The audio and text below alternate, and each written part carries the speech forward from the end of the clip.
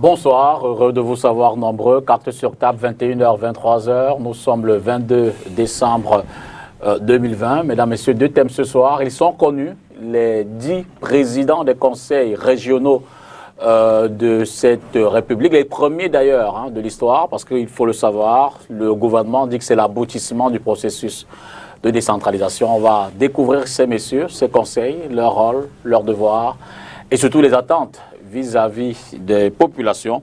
Conseils régionaux, physionomie des exécutifs, voilà le premier thème de ce soir. En seconde partie, on fera une sorte de bilan de l'année 2020 qui s'achève dans quelques jours sous fond de perspective de 2021. Que peut-on retenir de cette année? Quel impact cette année pourrait-elle avoir pour l'année prochaine? Voilà essentiellement les deux thèmes qu'on aura, 2020-2021, bilan et perspective, avec nos 4 invités déjà installés dans ce studio. D'abord, le docteur Ambroise Somba. Bonsoir, prof. Bonsoir, Dipita. Bonsoir à tous vos nombreux téléspectateurs. Permettez-moi de saluer avec respect les autres copanélistes avec lesquels nous allons éclairer la lanterne, certainement des nombreux téléspectateurs qui nous regardent. Merci encore de votre fidélité à cette émission. Eric Midla, bonsoir. Bonsoir, monsieur Dipita, bonsoir à mes copanélistes et bonsoir à vos nombreux téléspectateurs. SIF, merci également d'être là. Docteur Marie Baga, bonsoir. Bonsoir, monsieur Dipita Tongo.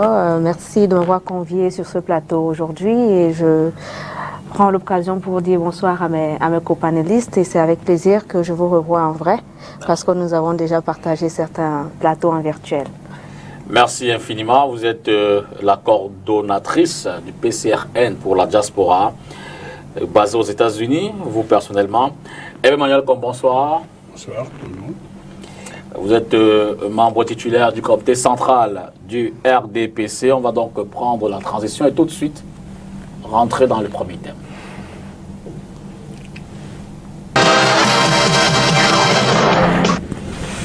Alors, de prime abord, question simple à tous les panélistes. Première réaction au regard de l'aboutissement de ce processus, peut-être avant de parler des hommes, des institutions et tout ça là, aujourd'hui semble être le jour dit, pour reprendre une formule bien connue.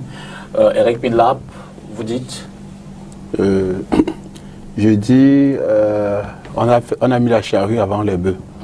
Tout simplement parce que sur le plan de l'arsenal juridique qui doit accompagner le travail des conseillers régionaux, il est prévu 32 décrets pour l'application du Code général des collectivités territoriales décentralisées. Il y a 6 qui ont été déjà signés et on en attend encore 26. Donc vous comprenez que les personnes qui vont aller demain travailler vont se retrouver handicapées parce que leur travail n'est pas encadré par l'ensemble des lois qui leur permettraient de faire leur travail de façon optimale.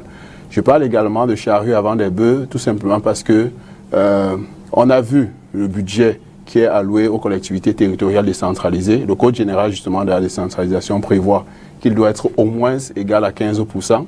Aujourd'hui, il tourne autour de 5%. L'année passée, c'était 1%. Donc, on va dire qu'il y a une petite amélioration. Mais il tourne autour de 5%. Donc, même en termes de ressources qui seront disponibles pour permettre aux uns aux autres de travailler, ce sera hyper compliqué sur le terrain. On parlerait également des compétences transférées. Comme vous le savez, au niveau de l'éducation, par exemple, et au niveau de la santé, il y a un certain nombre de compétences qui sont transférées aux collectivités territoriales décentralisées en termes de création d'écoles ou d'hôpitaux, en termes de recrutement du personnel. Malheureusement, ces compétences ne sont pas totalement transférées.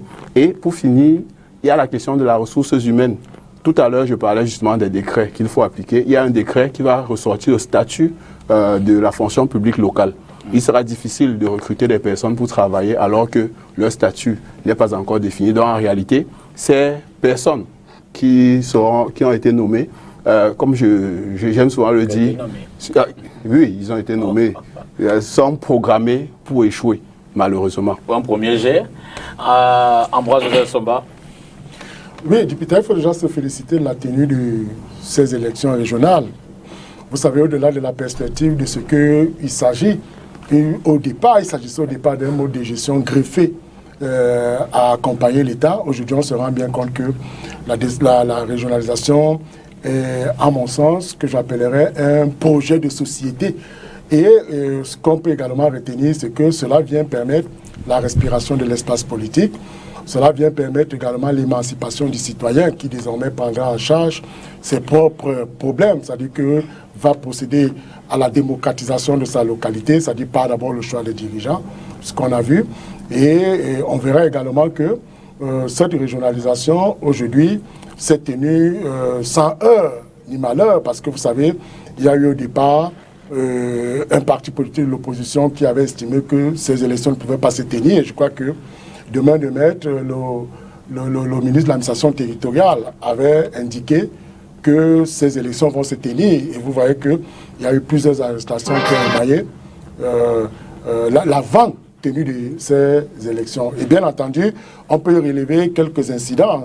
Il y a eu des décès, il y a eu des chefs traditionnels qui, après avoir rempli leurs devoirs citoyens, ont succombé de suite. Donc on peut regretter cela. On peut également regretter le fait que, peut-être, bon, vous avez parlé de... C'est historique ce qui vient de se tenir, mais nous espérons que dans l'avenir, nous allons respecter la hiérarchisation des élections au Cameroun. Parce qu'il faut savoir désormais que dans un contexte de démocratie, il y a une hiérarchisation qui structure la tenue des élections. On commence toujours par les élections municipales. Après les élections municipales, ce sont les élections régionales. Après les régionales, ce sont les élections sénatoriales. Parce que les 70 sénateurs sont à la fois désignés par les conseillers municipaux et les conseillers régionaux. Et maintenant, je finis par la dernière, et maintenant, après les sénatoriales, c'est l'élection présidentielle. Et après la tenue de l'élection présidentielle, ce sont les élections législatives. Donc, voilà quelques éléments que je pourrais, d'entrée de jeu, évoquer en avant, qu'on ne rentre dans les institutions et les personnes. Docteur Marie Baga. Oui, comme nous le savons, c'est une avancée.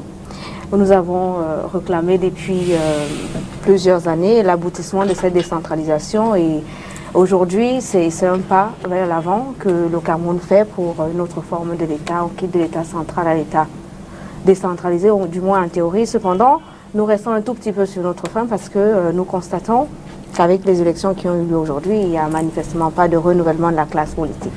Nous pensons que le but de la décentralisation, ce n'est pas seulement de mettre les institutions en place, mais c'est aussi de renouveler les individus qui vont assurer le transfert de compétences et tout ce qui est autour de la décentralisation. Voir aujourd'hui qu'un système qui est là depuis 40 ans, même s'ils ont gagné avec 9 régions sur 10, on s'attendait quand même qu'au sein même de leur formation politique, qu'ils mettent de nouvelles figures en avant pour la mise en œuvre des compétences décentralisées. Parce que nous, on reste quand même sur notre faim parce que les gens qui ont été là hier, avec des bilans mitigés, on se demande ce qu'ils vont faire. Ils sont le produit de l'État central, ils veulent faire la décentralisation et je pense qu'il y a un peu contradiction là-dessus. Donc sur ce premier, nous dirons que nous sommes restés sur notre faim, nous attendions quand même que les instructions du chef de l'État, notamment le transfert effectif de compétences, soient menées par des nouvelles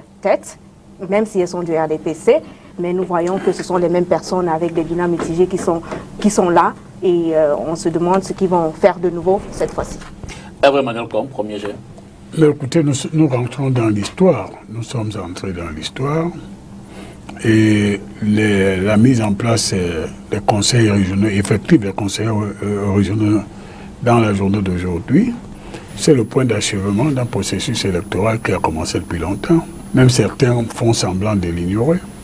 Le RDPC n'a pas une majorité du hasard, c'est parce que le RDPC a gagné les élections municipales qui se trouvent en position majoritaire dans les conseils qui ont été mis en place aujourd'hui.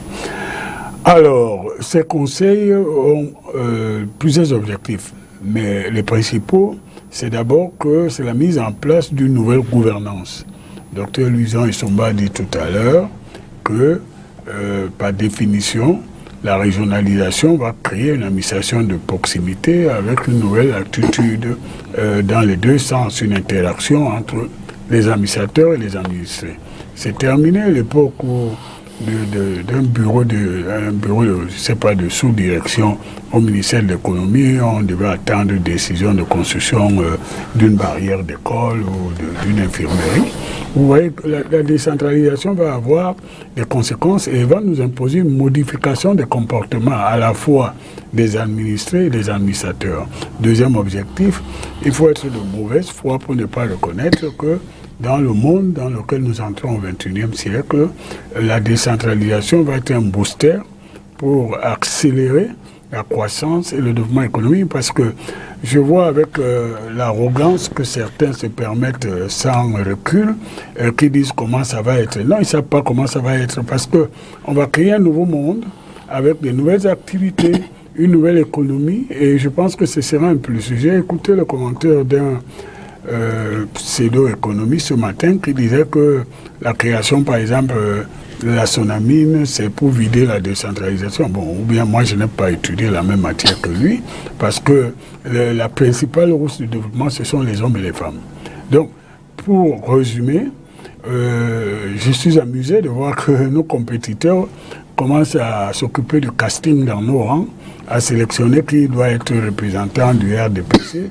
Ça ne leur regarde pas. C'est le peuple souverain qui a accepté que nous soyons en position de définir qui nous représente. Et c'est au résultat qu'on va évaluer le travail des uns des autres. Je n'aime pas les procès préventifs, parce que par définition, c'est une manifestation de préjugés qui est souvent fondée sur une démarche subjective et qui n'a rien à voir quand vous jugez les hommes et les femmes dont vous ne connaissez même pas en pensant que par définition, ne vont pas réussir. Je crois que là, on dépasse quand même, c'est la défaite de l'humilité. Donc, pour résumer, c'est un grand jour de notre histoire. Nous devons ensemble faire en sorte que ça réussisse. Et je pense que le Cameroun, là, le président Paul Biya a parfait l'architecture qu'il a proposée, une nouvelle gouvernance pour entrer dans la modernité. Alors, bon, et il faut être humble aussi. Le succès dépendra aussi des hommes et des femmes qui sont en action. Et je dis à mes camarades, pour la plupart, le sport le plus dangereux sont les sports où on n'a pas d'adversaire. Ou alors on croit qu'on n'a pas d'adversaire. Notre propre adversaire, c'est le résultat que nous devons apporter. Ambroise Joseph Somba et puis Eric Minlab l'a sommairement relevé tout à l'heure. L'une des interrogations, je ne voulais pas dire inquiétude, qui rejaillit à nouveau, c'est évidemment autour de ces textes. Et du coup, les gens essayent de se demander sur les rôles des compétences. Gouverneurs qui, en principe, devraient être remplacés par le représentant de l'État. Du moins, il y a un rôle qu'on remettra au représentant de l'État.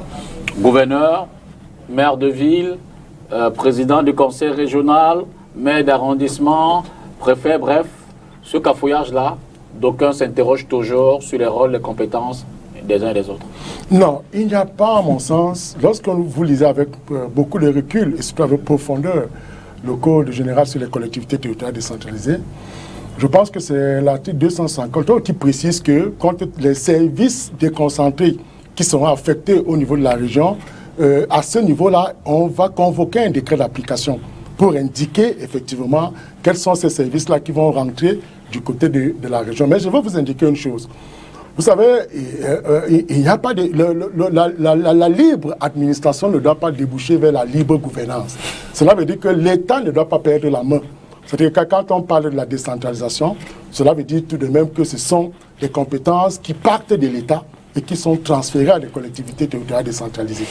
Et il est bien clairement établi que lorsqu'on parle de décentralisation, et on ne peut pas exclure la présence de l'État, puisque l'autorité de tutelle de la décentralisation, les gens l'ont souvent ignoré, mais c'est le président de la République qui a donc ses démembrements, ses représentants au niveau du département. Le représentant du président de la République à ce niveau, c'est le préfet, qui est donc l'autorité de tutelle du maire des arrondissements et du maire de la ville.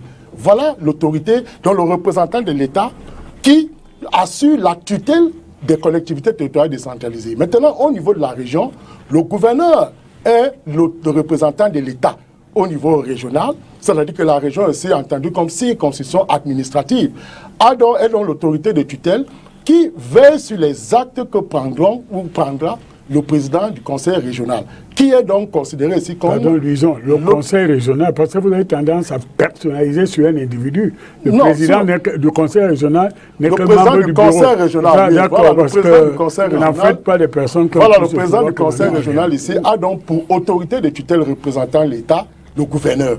Donc il ne faudrait pas que les gens se mettent les pédales. C'est vrai que dans une des dispositions du Code général, on fait ressortir, et je pense que c'est une erreur qui se serait, à mon sens, glissée. On dit que le président du conseil régional représentait l'État. Non, je crois que c'est une erreur qui s'y est glissée. En réalité, le représentant de l'État, c'est le gouverneur qui est l'autorité de tutelle, puisqu'on distingue la région circonscription administrative et la région collectivité territoriale Vous décentralisée. n'avez pas la même inquiétude, Eric, sur le rôle des uns et des autres? N'aurait-il pas, selon votre interprétation, chevauchement? Non, ce n'est pas de mon interprétation, c'est la réalité sur le terrain. Il ne faut pas croire que la décentralisation a commencé avec les régions. On voit ce qui se passe avec les communes et les préfets. Allez dans le Mungo, vous voyez ce qui se passe entre le maire de Djombe Penja et le préfet de ce côté-là. Allez dans le Noun, vous voyez ce qui se passe entre le préfet du Noun et le maire de ce côté-là. C'est-à-dire que la loi est claire. C'est-à-dire que le préfet est là pour juger de la légalité des actes que posent les membres du conseil municipal, de même que le gouverneur sera là pour juger de la légalité. L'opportunité appartient à ceux qui ont été élus par le peuple. C'est-à-dire quoi? Moi, en tant que maire, je peux décider que mon argent, je le mets essentiellement dans les marchés. Le préfet n'a pas à venir me dire pourquoi tu mets l'argent dans les marchés. Le préfet a besoin de venir me dire est-ce que j'ai respecté la loi? Oui. J'ai voté mon budget quand? Est-ce que c'était avant le 30 novembre? Oui. Est-ce que le principe de l'équilibre budgétaire est respecté? Oui. Est-ce que le principe de l'annualité est respecté? Oui. Est-ce que le principe de ainsi de suite? Est-ce que je respecte les lois du Cameroun? Ça, c'est le rôle de l'autorité de tutelle. L'opportunité appartient au maire, au président du conseil régional. Malheureusement, pour le moment, vous avez des préfets qui disent que ce budget n'est pas bon. On ne le signe pas. Alors qu'ils ne sont pas là pour juger de l'opportunité. Ça, ce sont des faits. C'est la réalité du terrain. Donc, il est important que ces différents représentants, et je vous ai dit, nous au SDF, justement, nous pensons que le fédéralisme est mieux parce que ces bicéphalismes finissent dans les différentes régions. Ok. Hervé Emmanuel. Je pense que, bon, je ne suis pas surpris que M. Pella parasite cette émission pour diffuser la contre-propagande du mensonge, mais c'est dans l'ordre naturel. Chasser le naturel, il revient au galop. Il faudrait qu'on fasse une émission, qu'on convoque des experts, Luison, Somba et les autres, pour qu'on reprécise les choses. M. Pella, je vous ai laissé dans votre propos introductif faire étalage de votre naturel, c'est-à-dire le ministère de la contestation, de la critique qui n'est fondée sur aucune réalité. Alors, je vais faire la démonstration sur deux choses. Oui. La j'ai la chance, et je m'excuse, ce n'est pas de la vanité, d'avoir vécu l'expérience de la régionalisation et la décentralisation en France. Je l'ai vécu en direct et j'ai des amis qui y participent jusqu'à la date d'aujourd'hui. D'ailleurs, un de mes anciens dont j'étais le précepteur est le président de l'Association de maires de France. Vous le connaissez. J'ai été son précepteur le soir. La décentralisation, ce n'est pas la déstructuration de l'État, du caractère unitaire de l'État. Quel que soit l'État, même s'il est fédéral, il a d'abord une colonne vertébrale, c'est-à-dire le caractère vertical de la gestion de l'autorité par des délégations, des affectations de par la loi. La décentralisation, ce n'est pas la création de chefferies ou de petites tutelles. Quand il prend des exemples, heureusement que le SDF ne dirige rien dans cette histoire, parce qu'on allait vivre une situation cacophonique, voire chaotique, des gens qui confondent le contexte dans lequel nous entrons. Donc il y a une délégation, une affectation de pouvoir précise à chaque niveau. Vous allez en France, ou même dans les Länder, vous avez un président de l'Inder ou un président de conseil régional, à côté de lui, il y a un préfet de région. Et aujourd'hui, là, vous avez raison, c'est qu'il va falloir que les textes sortent très vite, les décrets d'application, pour préciser le périmètre de compétences des uns et des autres. Mais quand on rentre tout de suite pour dire que ça ne va pas marcher, parce que, bon, ça c'est de la sorcellerie. Deuxième chose, monsieur, quand on construit un pays, on a une règle de gestion financière de ce pays qu'on utilise souvent dans les décisions économiques. Cette règle s'appelle la péréquation. Je crois que tu l'enseignes à tes élèves. Bon, la péréquation veut dire que, quel que soit le lieu où on récupère de la richesse, on doit avoir une règle de répartition pour l'étaler et faire en sorte que les régions les plus riches ne larguent pas les moins riches et qu'il n'y ait pas un décalage dans ce qu'on appelle le développement des territoires. Tout ce que vous dites là aujourd'hui, c'est préventif. Mais en réalité, la décentralisation est mise en place pour que cela n'ait pas lieu. Il y a des gens qui ont cru que parce que le littoral est supposé être très riche, alors il vaut mieux courir dans le littoral, même au risque de la violation de la loi, parce qu'on va gérer les milliards. Non, je voulais dire que les régions les plus riches devront être versées dans le pot commun pour que d'autres régions se développent. Cela n'enlève rien à l'émulation qui doit se mettre en place. Donc, s'il vous plaît, calmez un peu votre joie, hein, laissez que la machine se mette en place. Nous sommes en train de construire une nouvelle gouvernance, une nouvelle approche du développement, et le projet politique de Paul Biya est fondé sur la mobilisation des uns des autres. Il n'y aura pas d'exclusion. Si on suit votre raisonnement, ça veut dire, j'en ai parlé avec Paul-Éric Linglet, il peut d'ailleurs intervenir même par téléphone, j'ai dit, au rythme où on dit que la Pouzélane appartiendrait exclusivement à une commune, ça veut dire que même le vent qui passe là-bas doit lui appartenir, il ne doit pas traverser la commune. Donc, vous confondez tout. La décentralisation en France est facile, c'est le fait d'apporter une administration de proximité pour mobiliser tout le monde au maximum en vue d'accentuer, de booster le développement. Voilà en français facile. Si vous ne comprenez pas, je peux le dire en pidgin. Alors, rassurez-vous, j'aurai le temps d'intervenir. Votre bien, regard c'est ça. sur Oui. cet éventuel chevauchement des appréhensions? Avant de revenir aux appréhensions, je pense qu'il y a deux, trois choses qu'il faut peut-être rappeler. Et le procès d'un discours préventif que le représentant du RDPC nous fait. Je veux juste rappeler... Non, pas vous. Si vous vous sentez concerné, je l'assume. J'ai dit que si vous jugez quelque chose qui n'a pas encore eu lieu, on appelle ça en droit un procès préventif. Mais ce n'est pas vous qui avez fait ça, c'est lui. Donc quand je dis nous, nous vous vois, nous le PCRN. Je ne parle pas de... je ne suis pas en train de coaliser quoi que ce soit sur ce plateau. Quand je dis nous, c'est... Ce serait un mariage contre nature. Je dis nous, nous parlons du PCRN. Je dis,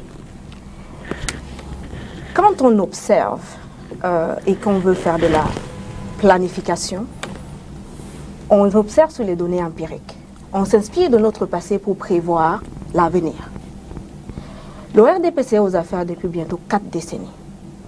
Nous avons déjà assez de recul pour voir ce que la gestion du RDPC a fait dans ce pays. Quand vous nous faites le procès de la prévention, je dis que soit vous êtes de mauvaise foi, soit... Merci pour les injures, mais c'est pas grave. Soit vous êtes de mauvaise foi. Merci encore. Soit vous omettez cette technique scientifique qui veut que, si on veut prévoir l'avenir, on regarde d'abord le passé. Quand on regarde la gestion du RDPC, et c'est là où je reviens à la question de Dipita, sur les rôles, par exemple, des représentants de l'État dans cette décentralisation. Nous partons d'un pouvoir central vers la décentralisation du pouvoir. Et vous l'avez si bien dit tout à l'heure, ça dépendra des hommes et des femmes. Quand des hommes et des femmes, pendant plus de 40 ans, ont eu des habitudes, ça ne part pas du jour au lendemain. Et ça, il faudrait que nous soyons tous de bonne foi, cette fois-ci, pour le reconnaître. Parce que si nous ne le reconnaissons pas, nous allons sur des mauvais postulats. Puis-je vous poser une question? Ce sont les conseillers RDPC qui ont tenté de renverser le maire des ECA ou bien vos propres amis? Nous arrivons, en 6 mois. Nous arriverons... Vous savez, il doit couper les gens comme ça toute la soirée. Eric, ne voyez pas non plus que j'ai la main légère. Non, mais si comment j'ai son médicament, je pense que c'est le... Pardon, madame. Allez-y. Ok, je disais tantôt que quand on prend le rôle du représentant de l'État, son rôle est de vérifier la légalité des actes posés par les représentants des collectivités locales. Son rôle n'est nullement pas de juger si c'est bon ou pas. Il y a il y a des juges pour ça. OK? Ils contrôlent, ils leur disent, ici, c'est pas bon, je vous préconise ça. S'ils sont d'accord, ils repartent et ils reviennent. So, quand on a, pendant 40 ans, été centralisé, été, je disais, les hommes loi des hommes loi, on va difficilement laisser la main. Et le copanéliste a convoqué tout à l'heure ce qui se passe déjà au niveau des mairies. Parce que ne pensons pas que la décentralisation commence par les conseils régionaux. On a déjà commencé depuis février. Il y a des maires qui sont sur le terrain. Ils rencontrent des difficultés avec ces représentants de l'État. Et ce serait quand même utopique de penser que ça va disparaître d'un coup de baguette magique. Mais non. En ce qui concerne les représentants des collectivités locales, il faut dire que les rôles vont quand même dans un premier temps, comme toute implémentation, toute chose, là je vous le concède, ça va être sur le terrain qu'on va juger certaines choses, notamment parce qu'il y a des overlaps dans les compétences, par exemple, aux écoles. Les écoles primaires, c'est peut-être les mairies, les lycées, c'est peut-être... Mais il faudra que on règle un peu les petites choses qui vont aller dedans. Et pour conclure sur cette décentralisation, nous, au PCRN, nous sommes assez confiants. Et ce que nous reprochons quand vous parlez, au RDPC, quand vous parlez de casting, c'est que le RDPC a omis que depuis 2018, il y a un nouvel engouement, notamment jeune, y compris au sein du RDPC, qui est en train de s'intéresser à la politique. Le renouvellement de la classe politique est important dans ce pays, que ce soit dans n'importe quelle formation politique. Et nous dire qu'on regarde désormais au sein du RDPC, je vous rappelle que le président Paul Biya, c'est le président de tous les Camerounais déjà. Ah, bravo. Et donc, quand il donne des instructions à son parti, ils doivent tenir compte des dynamiques qui se passent dans ce pays. Et la première dynamique depuis 2018, personne ici ne va le nier, c'est l'implication des jeunes dans la politique. Et je trouve qu'aujourd'hui, il y a deux faits marquants. L'absence de la jeunesse et du renouvellement au sein de vos exécutifs. Qu'est-ce que vous en savez? Je reviens, monsieur Timirouna, il n'est sûrement pas... Monsieur, s'il vous plaît, l'absence de femmes, on en parlera peut-être tout à l'heure. Ah bon? 10 régions, 0 femmes. Ah bon? Oui, monsieur. On est encore dans le... C'est incroyable, hein? Parce que Monsieur. Vous avez un culot incroyable. Non, Bien entendu. Je dis 10 régions, 10 présidents, il y a 0 femmes. Nous sommes dans un pays où on prône l'égalité de genre et c'est inacceptable, monsieur. D'accord. Cela dit... Est-ce que je peux... Oui, un mot. Une seule seconde. Parce que je découvre que j'ai 2 pour l'instant. Le troisième encore calme. On se connaît. Mais il va essayer de rester universitaire. Il va essayer de rester universitaire. Vos alliés sont connus. Je ne crois pas que le SIF et le MSC et le PCRN font partie de vos alliés. Nous, au RDPC, nous ne mêlons pas des problèmes internes des autres organisations politiques. Vous avez quand même tenté de me poser la question tout à l'heure sur l'exécutif des ECA. Il ne me souvient pas que monsieur, le RDPC soit à les ECA. On va tous y arriver, on est là, monsieur, pour ça. Je vais y arriver. Oh, nous sommes là. Donc, nous ne mêlons pas des péripéties de la vie politique des autres organisations. Nous essayons simplement de rester dans notre rôle et de conserver le pouvoir que nous avons reçu du peuple souverain. Mais Dr Baka, qui vit un peu trop loin d'ici, même si vraiment j'admire son patriotisme, elle est proche de nous, je crois qu'elle les ignore. Elle est dans le lot qui ignore les réalités locales et nous ressasse des slogans des campagnes électorales qui sont éculées. Lorsque vous sortez, Madame Baka, nous avons tous été jeunes. Vous comprenez? Moi, j'ai été jeune et par certains aspects, je crois, j'ai des enfants, j'ai des fils avec qui je discute et dont je souhaite l'épanouissement. Lorsque vous venez dans les campagnes électorales, d'une façon répétitive, sortir des slogans, au fait, il y a de bonnes politiques que si un jeune est élu. C'est parce que nous avons dit, monsieur, comme quand même. Je ne parle pas de vous, un tutu personnel. Okay. Vous l'avez dit, nous. Okay. Donc, vos associés politiques aussi. Okay. Donc, lorsque vous venez dans les campagnes, ressortez tout le temps pour essayer d'aguicher, faire la démagogie en draguant des catégories sociales. Les femmes, les jeunes, bientôt vous allez dire les handicapés, les albinos, les moins noirs, et vous finirez par même à dire les bassards, comme vous faites au PCRN, ou les bamouns comme l'UDC fait. Bon, c'est pas ça la politique qu'on veut pour le Cameroun. Je suis d'accord avec vous qu'il faut du renouvellement. Et qui sanctionne le renouvellement? C'est le peuple souverain. Et je suis pour la circulation des élites, madame. Et croyez-nous, au RDPC, il y a la circulation des élites. Parce que nous avons l'étiquette RDPC, vous avez l'impression que c'est une population où personne ne meurt, personne ne prend la retraite, personne ne bouge. Vous qui maîtrisez les études et les études docteur Luison, dites-lui combien la circulation qui est entre les personnes. Et vous n'en devez pas estimer, vous, non, c'est mon camarade du parti, vous ne lui enlevez pas ses droits de citoyen et vous laissez ceux qui votent définir si c'est lui qui répond à leur attente électorale. Donc, faisons la politique, venez critiquer sur le plan objectif. Puis on va parler tout à l'heure des décrets d'application, je suis d'accord, mais bon, le monde n'est pas une œuvre finie. On va ensemble, progressivement, avancer. Vous n'avez même pas encore fait une année, même si vous êtes né de façon précoce, vous commencez à subir les secousses de quand on veut rentrer chez les adultes, alors qu'on n'en a pas la colonne vertébrale. Gérez vos problèmes. Laissez le RDPC, à force de dire que rien ne marche au RDPC, mais il gagne les élections. Vous ne les avez pas gagnées et vous êtes toujours en train de dire que ce n'est pas le bon électeur. Vous avez 31 conseillers. Je ne leur ai pas mis les menottes pour voter pour le candidat RDPC dans l'Union éclairée. C'est pas vrai, non. Et l'humilité de ne pas nous insulter, madame. C'est pas vrai. C'est pas vrai. S'il vous plaît, docteur. Madame, monsieur, vous dites quelque chose qui n'est pas vrai. Je ne suis pas madame, s'il vous plaît. Je comprends. Je ne suis pas rétro-verso. Vous me voyez tel que je suis. Si vous m'appelez madame, il y a un problème. Vous dites quelque chose qui est néanmoins pas vrai. Les 31 conseillers d'Union éclairée n'ont pas voté pour le RDPC. C'est pas vrai. Si vous avez les preuves, si vous avez des preuves. Vous avez 0 conseiller régional. D'accord. On va poursuivre. On va poursuivre. Et ça va continuer comme ça. Je vais donner la liste donc des heureux élus à la tête des 10 régions du Cameroun, je veux dire en termes de conseil, et puis on va donc tout de suite rentrer dans cette physionomie-là, cette analyse. Emmanuel V. Elemva, président du conseil régional du Sud, ancien footballeur international. Alim Boukar, président du conseil régional du Nord. Kalbassou Daniel, président du conseil régional de l'Extrême Nord, qui a fait ses preuves dans la banque, les microfinances. C'est un bon banquier. Timiévouna Gilbert, président du conseil régional du Centre, l'ancien délégué du gouvernement, le tout dernier d'ailleurs, sous cette appellation-là. Dr Foka, président du conseil régional de l'Ouest. Polika Banlok, président du conseil régional du Littoral. Dr Mohamed Oudewa, président du conseil régional d'Adamawa. Bakouma Elango. Lui, il est UNDP, il faut quand même. Ah oui, absolument. L'Adamawa, c'est essentiellement UNDP. D'ailleurs, c'est le seul conseil régional qui n'est pas soit parvenu au RDPC. Donc, même si l'UNDP est un parti allié. C'est pas une maladie honteuse. Non, du tout, mais c'est pas gênant non plus de le préciser. Bakouma Elango, président du conseil régional du Sud-Ouest.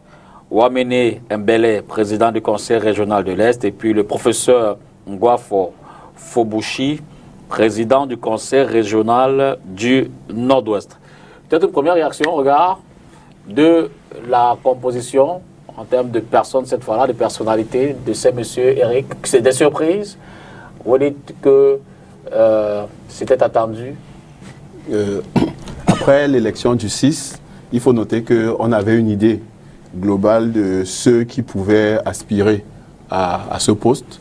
Maintenant, il y a des régions, notamment celles du littoral et de l'ouest, où les noms qui sont ressortis n'étaient pas ceux qui étaient pressentis, ou bien ceux dont on parlait le plus. Donc en réalité, comme je l'ai dit, ce n'est pas une grande surprise. Maintenant, le docteur parlait tout à l'heure du renouvellement. Maintenant, j'ai envie de lui dire que tu es en train de prêcher dans le désert. Prêcher dans le désert tout simplement parce qu'on a vu pendant les élections du 9 février où il y a eu une circulaire du parti de M. Nkom qui demandait justement ce renouvellement. Il y a quelqu'un qui est quitté de maladie de France pour venir se battre pour... Mais ce sont des faits. Tu as le prix Nobel de la mauvaise foi. Non, pas de la mauvaise foi. Non. Il y a quelqu'un qui a quitté la France et qui est député, je crois, depuis près de 50 ans, tout à fait, qui a quitté la France pour venir se battre, pour continuer à être là. Donc en réalité, madame, vous prêchez dans le désert. Arrêtez de prêcher dans le désert. Battez-vous. Non. Vous, franchement, ça c'est le passé. Il est question de préparer l'avenir et ce ne sera pas ça, l'avenir. Donc ce que je disais, c'est que pour ce qui est du renouvellement, on ne s'attendait pas à un renouvellement particulier, tout simplement parce que les résultats des élections du 6 nous donnaient déjà une idée de qui pouvaient être à ces postes-là. Maintenant, la seule préoccupation, c'est beaucoup plus dans la région de l'Ouest avec la question du Noun, parce que ce qu'il faut noter, c'est que l'UDC actuellement est en difficulté parce que le parti de M. Nkom veut violer la loi qu'ils ont votée. C'est-à-dire, la loi dit que le conseil doit refléter la composition sociologique de la circonscription dans laquelle on est. Actuellement, l'UDC est la deuxième force politique. Le Noun, c'est 17 conseillers régionaux. Le Noun, qui est deuxième, je crois c'est 12.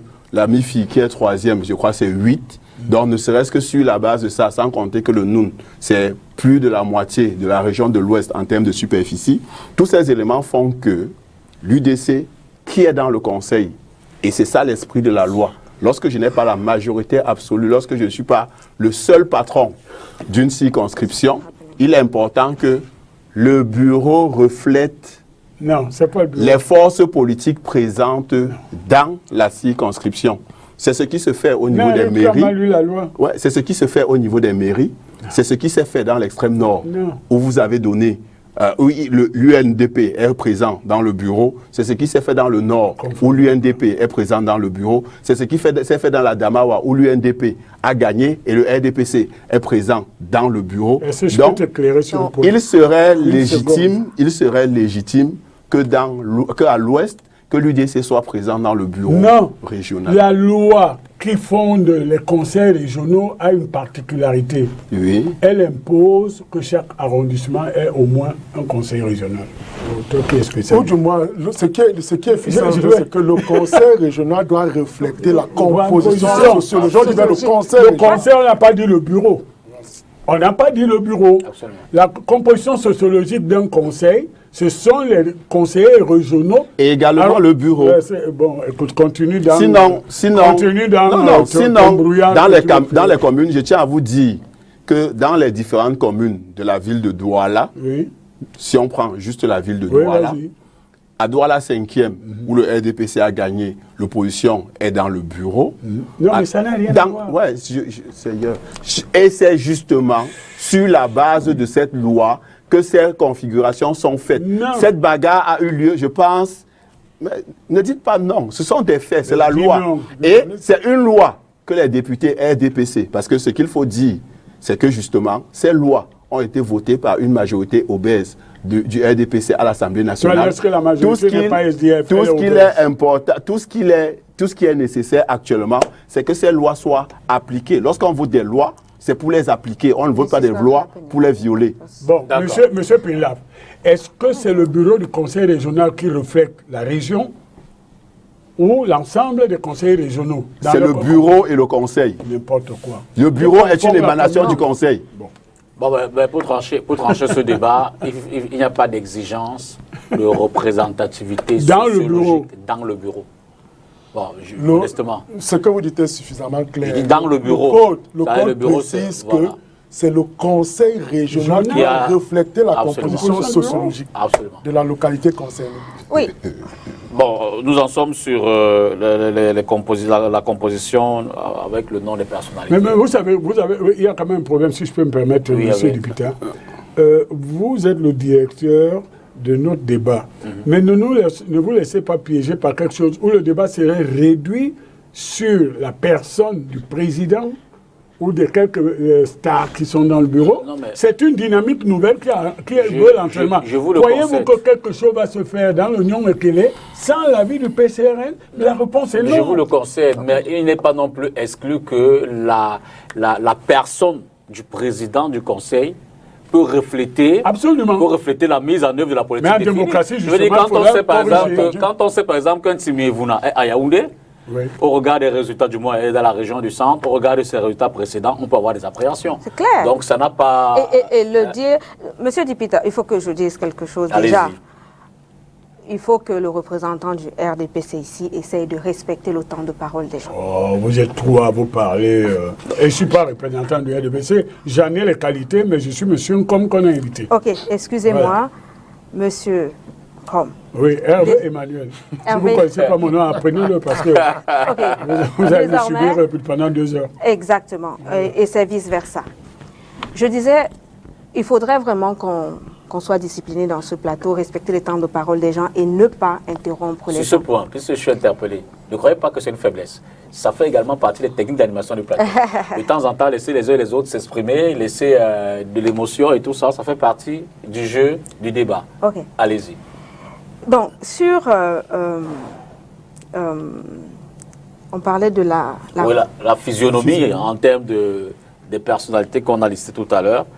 Votre première analyse, votre première lecture, il y a des visages qui reviennent, il y en a qui n'étaient pas connus. Pour vous, y a-t-il des surprises? Il y en a qu'on découvre?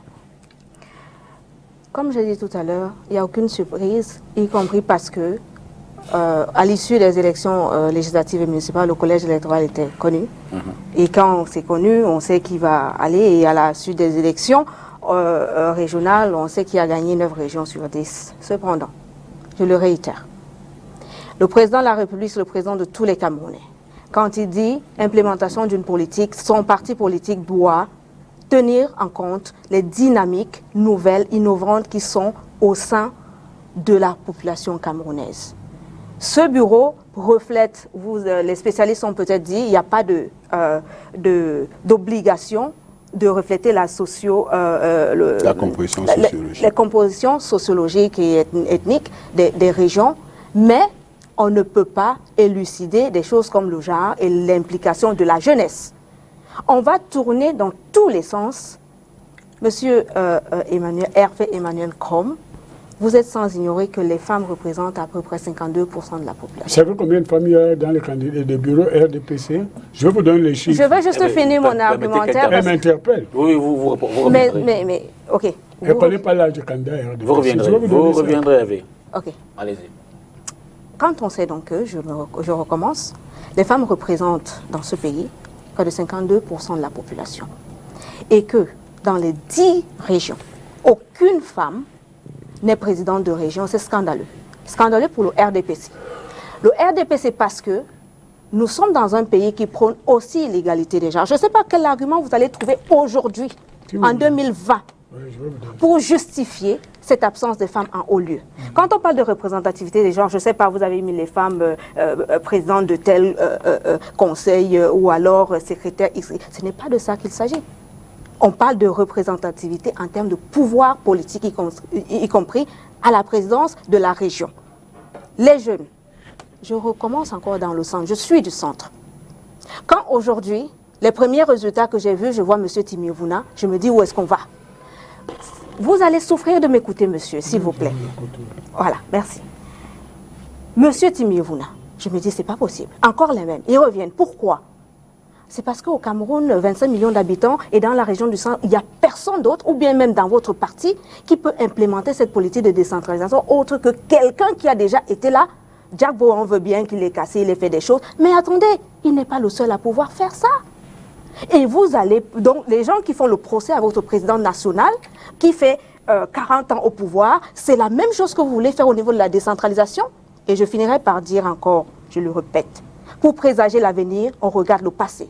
Vous n'avez pas un bon bilan. Le gouvernement a centralisé le pouvoir pendant des décennies.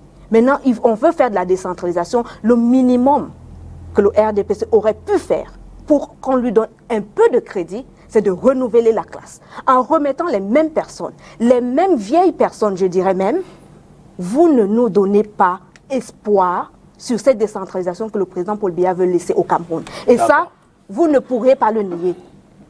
Hervé et puis le docteur Madame Baka a un problème avec la démocratie. Elle voudrait que je vote pour moi-même, c'est-à-dire pour le RDPC, que je vote pour elle. Je suis désolé, Madame Baka. Nous sommes en démocratie, vous venez de Washington, vous ne le savez peut-être pas. Si c'est chez nous que ça se passait comme ça s'est passé chez vous, on allait dire qu'on est entré en barbarie. Les électeurs qui ont voté les listes, ce sont des citoyens libres. Et vos électeurs qui n'ont pas voté pour vous-même au PCRE... On reviendra. Voilà, vous tombez dans la même maladie, vous m'arrêtez aussi. Mais vous me contaminez, monsieur. Non, mais... ça vous fait mal quand on fait la même chose. Non, ça vous fait mal quand on fait la même chose. Ça fait partie de l'animation de l'émission. Absolument. Voilà. Tout le monde est dans le moule. Madame Baka. MBAGA. Oui, Madame Baga. Baga, pardon. électeurs, les grands électeurs qui n'ont pas voté pour leur liste à Iseka dans l'Union Mekele, ce sont des électeurs PCRN. Ce ne sont pas les électeurs RDPC qui les en ont empêchés. Nous sommes dans un système de liberté. Dites tout ce que vous voulez, ce sont les électeurs qui élisent les élus. Alors, si vous avez un autre système que vous voulez mettre sur la place, dites-nous s'il est démocratiquement acceptable et que Éric le prouve, alors on ira. Je voudrais vous rappeler une chose, madame, c'est que le RDPC est un parti politique. On appelle parti politique chez nous ici tout groupe de pression ayant pour objectif le contrôle, la conquête du pouvoir ou l'opposition à ce pouvoir. On n'appelle pas parti politique une espèce de chorale d'incantation, de jérémiade, je ne sais pas, de Ngokmapoubi, d'accord? Donc, ce sont les élus PCN qui n'ont pas voté les candidats PCRN. Maintenant, vous n'allez pas faire la politique pour vous-même et pour nous. Nous, au RDPC, nous avons jugé les candidats que nous avons investis comme étant représentatifs de la dynamique dans laquelle nous rentrons. Sous réserve, on n'aura peut-être pas du temps. Les conseils régionaux, je suis désolé, ce ne sont pas des assemblées de bavardage politique. C'est comme, au minimum, des entreprises. La mission essentielle du conseil régional va être économique. Nous voulions des hommes et des femmes d'expérience. Maintenant, pour les quotas qu'on a appliqués, madame, je vous assure qu'à la sortie d'ici, je vais vous envoyer le nombre des jeunes que vous avez sur les listes RDPC dans le littoral. Je ne connais pas cœur. Je ne suis pas sûr qu'il y ait eu un seul candidat PCRN qui soit plus jeune que Lionel Touba qui vient du Mungo. Et le président du conseil régional ici dans le littoral, Polycarpe Banglo, est plus jeune que moi de plus de 10 ans. C'est un jeune frère que je connais très bien. Et il vient de Nyanon, c'est-à-dire à la limite, à la lisière. Pour vous, la jeunesse, c'est quoi, monsieur Com? La jeunesse, d'abord. Ne me sortez pas l'autre de 7 à 77 ans, quand même. La jeunesse, pour vous, si vous avez les moyens biologiques de la contrôler, oui? Pour moi, la jeunesse, c'est un état d'esprit. Oh my goodness. Your goodness, but your goodness is full. Non. Excuse-moi. Bon, la jeunesse, pour vous, si ça veut dire aller chercher, comme disait notre illustre aîné, Gal Gaman, si c'est la jeunesse qui a le monopole du savoir, allez dans les maternités chercher le président. Et vous, on a fait l'expérience avec vous. Au nom de la jeunesse, vous êtes dans un club de récréation et vos propres électeurs ne votent pas pour vous. Attention, vous utilisez les arguments. Vous utilisez les arguments. Maintenant, pour conclure sur ce sujet, vous avez raison. La volonté du président Paul Biya et dans le programme qu'il a proposé au Cameroun, c'est de faire en sorte que les femmes et les jeunes se mettent dans la mouvance, la dynamique, n'est-ce pas, la construction de l'avenir. Et nous, RDPC, c'est un impératif catégoriel. Maintenant que la tête de mon camarade Timéo Vouna ne vous plaise pas, c'est votre problème, parce qu'il est vivant et il a été élu, et c'est votre président. Ambroise Joseph Somba, sur les hommes, la physionomie. Je voudrais, M. Dipita, vous dire quand même ceci, que aujourd'hui, nous sommes à une mutation, l'ère de la mondialisation, c'est-à-dire qui consacre un certain nombre de principes, le principe de la prise en compte du genre. Vraiment, moi, je pense que c'est une erreur grave que le RDPC a commise d'avoir quand même eu 9 présidents régionaux de conseils sans qu'il y ait au moins une femme. Ça, je pense que Hervé Manuel pourra le dire, mais je pense que sur le plan technique, aujourd'hui, nous sommes à une ère où on ne peut pas discriminer, procéder à une discrimination. C'est peut-être curieux. Vous savez, même la loi entretient cela. Parce que vous savez que le Code général sur les collectivités décentralisées précise que, en cas d'égalité entre deux candidats, c'est le plus vieux qui l'emporte. Oui. Vous voyez déjà que, en réalité, ça commence, c'est un peu gênant. Le PCN conteste en bandio. Donc, c'est pour dire quoi? C'est pour dire qu'en réalité, on va revenir sur la seconde partie, on développera un certain nombre de choses. Mais moi, je pense que à cette ère-ci de mutation où les questions du genre sont prises en compte même par notre législation, parce que quand vous voyez, le test dit que prendre en compte la composition sociologique et le genre, c'est pour dire qu'il y a en réalité deux choses, c'est-à-dire les jeunes et les femmes. Or, si aujourd'hui, on veut exclure cette partie-là pour dire que, bon, en fait, on accordera de la priorité parce qu'on soit dans une discipline du parti pour faire revenir des gens qui ont fait des preuves. Écoutez, je n'ai rien contre Timéo Vouna. il a bien travaillé à Yaoundé. Aujourd'hui, on peut aisément circuler à Yaoundé grâce à ces messieurs. Mais il a aussi peut-être temps pour lui de prendre un repos. Lisons, est-ce qu'il y a une femme qui était candidate contre Simivona? Mais le RDPC, c'est la discipline. Vous avez envoyé... Ce sont les nominations. Les candidats. De quoi parlons-nous? Dans le littoral, Dr Mbaga, Oui. les 2 vice-présidentes sont femmes. Vice-président, vous avez dit. Mais Kamara Harris est vice-présidente chez vous et ça ne pose pas un problème. Non, mais monsieur, comme ce n'est pas de ça. Baga, C'est pas de ça qu'il s'agit. votre intervention est d'ailleurs conforme à la loi. C'est une disposition d'ordre public. Mais laisse nous faisons avec l'évolution des gens. Si les femmes ne sont Mais pas reconnaissez-le, monsieur, le genre est important. Il faudrait qu'à la sortie de ce plateau, vous le reconnaissiez quand même. Prof, on y va. Chez nous, Alors, dans la physionomie, on se rend compte qu'il y a quand même certains outsiders qui sont un peu comme à l'ouest et au littoral ici, c'est-à-dire des personnes pour lesquelles on s'y attendait le moins. Mais quand vous regardez aujourd'hui la configuration, voilà, quand vous regardez aujourd'hui la configuration, vous vous rendez compte qu'en fait, l'administration publique camerounaise désormais, autant sur l'administration centralisée que décentralisée, c'est-à-dire que, comment dire, repose entre les mains du RDPC. C'est-à-dire c'est bon pour indiquer que désormais le RDPC a davantage plusieurs charges et qui pèsera sur ses épaules pour l'épanouissement de la vie des citoyens camerounais. Et je pense que aujourd'hui, je suis de ceux, je ne suis pas pessimiste d'emblée. J'espère que, on l'a souvent dit, il faut juger le maçon au pied du mur. La décentralisation a certes quelques obstacles encore, mais comme on le disait tout à l'heure, il faudrait que les décrets d'application soient rapidement pris et mis en place pour que, en fait, il y ait le véritable travail et que le fonctionnement de ces collectivités commence effectivement. Parce que c'est par là qu'on peut juger. Mais reconnaissons qu'aujourd'hui, comme je l'ai indiqué dans le propos tout à l'heure, le président de la République a fait de la décentralisation, surtout de la régionalisation aujourd'hui, un projet de société. Vous voyez, donc, et tant que projet de société, vous avez vu, Hervé Manuel, comme le 6 novembre, sur un plateau de télévision, on a posé la question de savoir, d'abord, je crois que c'est l'un des points de ce soir, sur le bilan du président. Vous avez vu que tous les panélistes avaient estimé que le bilan était catastrophique. Non. Tout simplement pourquoi? Non, tu fais de la contre-propagande. Certains panélistes, dont on connaît les obédiences et les chapelles, je dis donc font que ça, c'est le représentant en chef ici, c'est Eric. Je dis que l'ensemble, en dehors de leurs représentants qui étaient sur le plateau. Donc, écoutez, c'est pour dire quoi? C'est pour dire qu'aujourd'hui, en tant que projet de société, le président de la République va dire, OK, vous n'allez plus dire que c'est le président qui centralise tout. Cette centralisation au trans est terminée. Chacun sera responsable là où il se trouve et va promouvoir le développement. Donc moi, en réalité, c'est ça l'idée. Donc, Dipita, retenons tout simplement que ces élections, on attend la confirmation par un arrêté qui va valider ces élections et que les présidents des conseils régionaux d'ici mardi ou plus tard prêteront serment devant le tribunal, devant la cour d'appel de chaque région précise. Alors, dans la perspective, puisqu'il s'agit davantage de la gestion participative, la gestion de proximité, dans la projection, quel plus véritablement que peuvent apporter ces conseils régionaux, Eric? Je vous ai dit à l'entame de cette émission.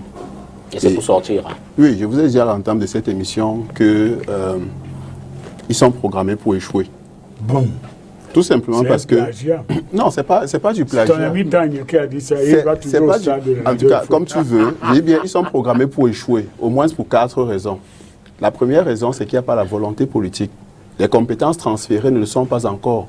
C'est-à-dire que les présidents régionaux qui doivent gérer l'enseignement secondaire, qui doivent gérer les hôpitaux régionaux, on ne leur a pas encore transféré ces compétences. Parce qu'au niveau des mairies qui doivent gérer les hôpitaux communaux, qui doivent gérer les écoles maternelles, qui doivent gérer les écoles publiques, les compétences ne sont pas encore transférées. Ce n'est pas le maire qui nomme le directeur d'une école. Ce n'est pas le maire qui nomme le directeur de l'hôpital d'arrondissement. Ce n'est pas le maire. C'est-à-dire, ça c'est le premier élément. C'est-à-dire que ces compétences doivent être réellement transférées. Ça c'est le premier élément. Le deuxième élément, c'est la question financière.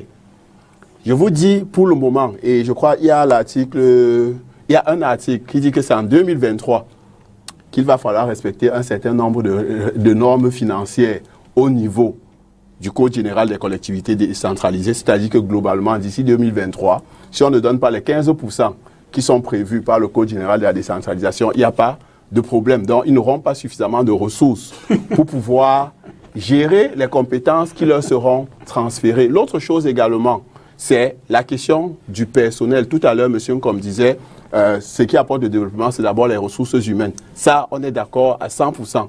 Sauf que cette ressource humaine, il faut un décret pour pouvoir définir le statut de la fonction publique locale, recruter les personnes qu'on va insérer dans cette fonction publique et qui doivent travailler au quotidien pour pouvoir atteindre les objectifs que les uns et les autres auront fixés. L'autre chose également, c'est que je prends les régions du Nord-Ouest et du Sud-Ouest. Il est prévu un médiateur dans les régions du Nord-Ouest et du Sud-Ouest. Et justement, pour ce médiateur, il faut également un décret. C'est-à-dire qu'après cette élection, au Nord-Ouest et le Sud-Ouest, on aura une architecture incomplète, tout simplement parce que les uns et les autres n'auront pas encore voté le décret. Et maintenant, on nous parle des procès en sorcellerie. Je tiens à dire que la Constitution de 1996 avait prévu justement cette décentralisation. Il a fallu attendre 2004 pour avoir les premières lois sur la décentralisation au Cameroun. Et il a fallu attendre 2020 pour avoir les régions au Cameroun. Les Somba. Encore une. Oh oui, c'est le dernier tour de table sur le premier thème. Et justement, la question est dans la projection. L'implémentation de ce nouveau compartiment institutionnel avec les hommes qui vont l'animer. Oui, député, moi je pense que comme nous attendons tous ces décrets d'application, retenons simplement que nous sommes dans un stade de la perfectibilité. C'est-à-dire qu'en réalité, à mon niveau, j'attends voir. Parce que je ne voudrais pas précipitamment me prononcer sur ces questions et avoir, par après, un jugement qui n'aurait pas porté ses fruits. Donc moi, je pense qu'il y a bien des obstacles qu'on peut y relever dans le cadre de cette décentralisation. Je prendrai un seul exemple. Vous savez, c'est mieux que la loi fixe. Par exemple, une loi indique que voilà le pourcentage qui est clairement, conféré à telle collectivité territoriale décentralisée. Parce que lorsqu'on dit simplement de manière vague que 15% des recettes de l'État sera transféré aux collectivités, il y a déjà là un problème. C'est-à-dire, c'est comme pour dire que si aujourd'hui, avec la régionalisation, vous savez que le président du conseil régional va s'occuper des lycées. C'est l'alpha et l'oméga. Vous savez, non? Alors, cela veut dire qu'on va d'abord transférer l'argent au ministère des enseignements secondaires. Qui va donc juger de l'opportunité de savoir quelle est la priorité, de quel côté là pour réaliser. C'est pourquoi je dis, peut-être que nous attendons les décrets d'application pour avoir un peu suffisamment de clarté sur cette question, mais retenons tout simplement que moi j'attends juger les maçons au pied du mur. D'accord. Docteur Baga d'abord. Ouais. Oui, je pense qu'il n'y a qu'une seule personne ici qui est sûre que ça va marcher. Nous tous, nous sommes contents, on franchit un palier après plusieurs décennies d'attente. C'est une avancée réelle probablement, mais nous ne sommes pas confiants vers l'avenir, y compris parce que, je le dis encore, pour prévoir, on se base sur les faits, les données du passé. Et les données du passé ne sont pas reluisantes et on ne peut pas, à ce stade, sans décret d'application, sans transfert de compétences réelles. Je veux juste rappeler que j'espère, le Premier ministre a demandé que les ministères commencent à transférer réellement les compétences d'ici janvier 2021. J'espère qu'ils vont au moins l'écouter. Ils ne vont pas attendre le président parce que dans cette histoire de gouvernement, le Premier ministre dit personne ne fait. Il faut après que le président de la République lui-même dise. On se demande qui est le patron de qui. Donc, nous attendons, nous sommes confiants que ça pourra se passer, mais ça n'empêche pas que les acteurs qui représentent l'État dans cette histoire, ils doivent comprendre que nous ne sommes plus à l'ère de la centralisation. Ils doivent laisser un peu de laisse. Ils ne doivent plus, on l'a rappelé, leur rôle, c'est de vérifier la légalité dans le cadre de la mise en œuvre de la décentralisation, pas de juger de l'opportunité de signer ou pas de signer. Et on a déjà vu ça au niveau des mairies, où les représentants de l'État jugent de l'opportunité comment je veux dire, d'accepter ou pas ce que l'exécutif communal avait décidé d'implémenter comme projet. Donc, de ce point de vue, pour terminer,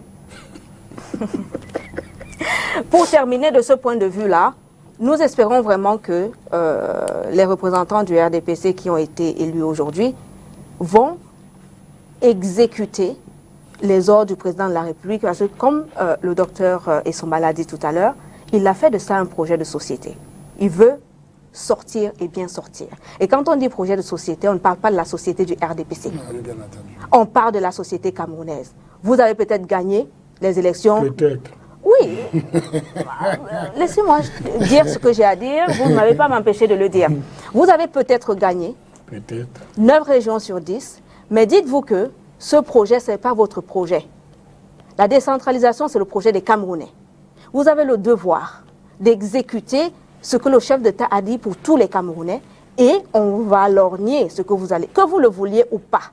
Parce que le chef de l'État de tous les Camerounais a fait de ça sa porte de sortie, de nous donner la première étape, parce que nous, on veut aller vers le fédéralisme à terme. C'est la décentralisation. Monsieur, je n'ai pas fini, s'il vous plaît. Nous, on veut aller à terme vers une forme de l'État beaucoup plus aboutie. Mais pour l'instant, il veut que la décentralisation soit faite avant qu'il ne parte. Et ce projet de société, c'est pour les Camerounais. Et le RDPC, aujourd'hui, vous avez le devoir de le faire. Écoutez, moi, je suis heureux d'avoir rencontré des militants que je ne connaissais pas, n'est-ce pas? Et qui disent, et ça vraiment, on a un point d'accord là au moins, c'est que la vision de l'avancée vers la modernité de Paul Biya est juste. Même s'ils pensent que ce n'est qu'une étape, mais elle est juste. Voilà au moins un point d'accord. Elle n'est pas juste, c'était une promesse. On l'a rappelé. On a attendu des années pour ça. Ce n'est pas question de justesse, monsieur Nkong. Continuez à me couper, je vois que je vous enseigne la bonne leçon. Bien entendu. L'élève parfois dépassant le professeur. Ah, merci beaucoup. Merci. Madame Baga ici fait la démonstration du fait que le projet du président est un bon projet. Parce que j'ai dit... Nous sommes heureux. Allez-y, allez-y. Nous sommes heureux, madame, que vous nous suivez dans ce sens. Maintenant, je voudrais vous rassurer. C'est le pape Jean-Paul II qui disait « N'ayez pas peur, investissez-vous dans l'espérance, n'ayez pas peur de l'avenir ». Vous êtes en train de faire un procès en sorcellerie qui n'est pas fondé.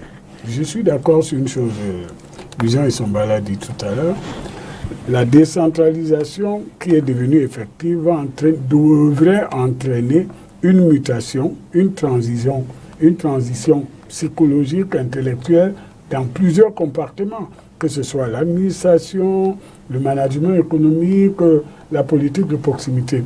Et arrêtez de dire que nos fonctionnaires, nos préfets surtout, ont mis sous tutelle les maires. Bon, il y a eu le cas de Ndiombe Pindia qui n'était pas en fait une question de tutelle, c'était simplement une question que, Eric l'a dit tout à l'heure, tout le monde n'a pas eu la même lecture des périmètres de pouvoir, des lois, même celles qui existaient. Parce qu'aujourd'hui, il est clair que tout ce qui est gravier pour cela ne relèverait de la mairie. Bon, maintenant, je vais quand même dire une chose que nous devons comprendre. Vous savez que les fonctionnaires sont des Camerounais aussi, Madame Baga. Moi, j'ai vécu une expérience en France où, d'ailleurs au Cameroun, je la vis en ce moment. J'ai dans ma propre famille un administrateur civil principal malheureusement décédé qui a fait le choix d'aller plutôt au ministère de la décentralisation alors qu'il est d'origine, il est un fonctionnaire originaire de l'AT qui est passé par le Minepat. Donc vous avez un certain nombre de fonctionnaires qui mutent actuellement. Et je peux vous dire que le besoin en personnel qualifié va être tel que la question va se poser à plusieurs fonctionnaires s'ils ont envie d'intégrer l'administration territoriale décentralisée ou ils restent dans la centrale. Deuxième chose, le député a posé une question à laquelle vous refusez de répondre parce qu'elle vous gêne. Comment est-ce que ces institutions peuvent apporter un plus dans le développement? Moi, je dis, et là, je suis optimiste, et vous n'allez pas m'interdire cela, docteur Bakar, je ne sais pas si vous êtes docteur en médecine ou en quoi, vous n'allez pas m'interdire d'être optimiste.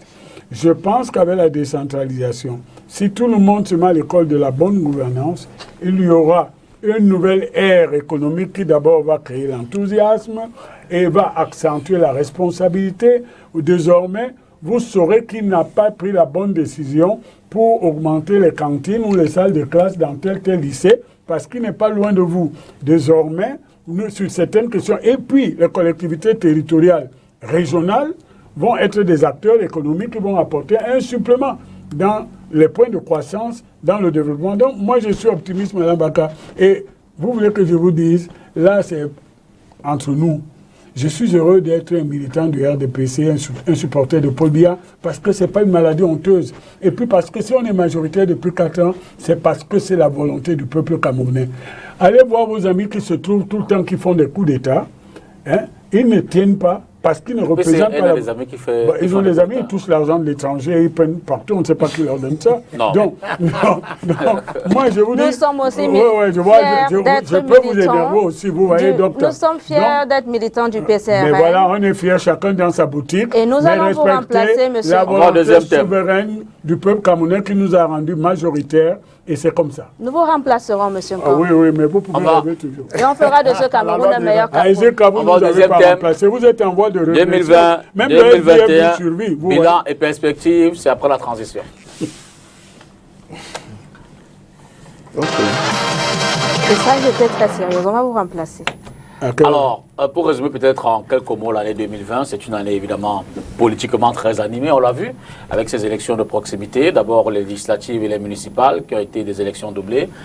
On vient de parler des régionales, mais il y a également cette situation sociopolitique marquée, comme le dénoncent certains partis politiques, par des restrictions de liberté. Il y a la situation dans le nord-ouest, sud-ouest, la situation sécuritaire qui inquiète. Il y a Boko Haram à l'extrême nord. L'Est continue d'être un sujet de préoccupation. Ça, c'est les questions sociopolitiques et sécuritaires. Il y a eu cette année Covid. On va également s'y attarder en quelques mots. Le Cameroun semble contenir assez parfaitement cette pandémie, même si sur l'aspect fait divers, le ministre de la Santé publique et le gouvernement dans son ensemble ont été grandement interpellés, notamment par le député Jean-Michel Nicho, autour de la gestion de cette actualité. Il y a le CHAN, d'ailleurs, on a un spécialiste en la question en termes de gestion sur ce plateau avec Emmanuel Com. Le CHAN, donc, qui est à la porte du Cameroun dès le 16 janvier. Le Premier ministre a validé les infrastructures sportives, il a dit sa satisfaction. Voilà en quelques mots résumés cette année. Hein. Il y a bien d'autres sujets, mais je pense que ceux-là sont les plus parlants. Alors, pour vous, un regard d'entrée, Marie, de cette année qui s'achève. Ben écoutez, cette année, elle a été longue pour tout le monde et a été principalement marquée par la pandémie Covid-19 qui a slow down toutes les activités économiques et sociales. Et là, le CHAN dont vous parlez a été reporté plusieurs fois à cause de ça. Par contre, la gestion je vais m'accentuer sur le Covid parce que je pense que c'est le fait majeur de cette année, que ce soit au Cameroun, que ce soit n'importe où, et ça a impacté énormément. Le fait de dire que la gestion de cette pandémie, que ce soit au niveau sanitaire, social ou alors culturel, a été bonne, je ne m'avancerai pas là-dessus. Je dirais que nous avons eu beaucoup de chance que ce virus ne se propage pas de la même façon pour des raisons scientifiques qu'on ignore encore aujourd'hui en zone tropicale comme en zone tempérée, parce que figurez-vous, monsieur Dipita, quand je suis arrivée au Cameroun, je portais mon masque. Quand je suis sortie de l'aéroport, personne d'autre ne portait le masque. Vous étiez la seule. Et à un moment donné, j'ai commencé à me demander, les gens ont commencé à me regarder bizarrement. Et je me suis dit une minute dans ma tête qu'ils vont penser que j'amène la maladie ou alors que je viens vraiment de l'étranger. On pourrait m'agresser. Et du coup, vous l'avez enlevé également. Je l'avais enlevé depuis une semaine et demie que je suis au Cameroun. Je ne mets pas mon masque, je ne fais pas de la distanciation sociale.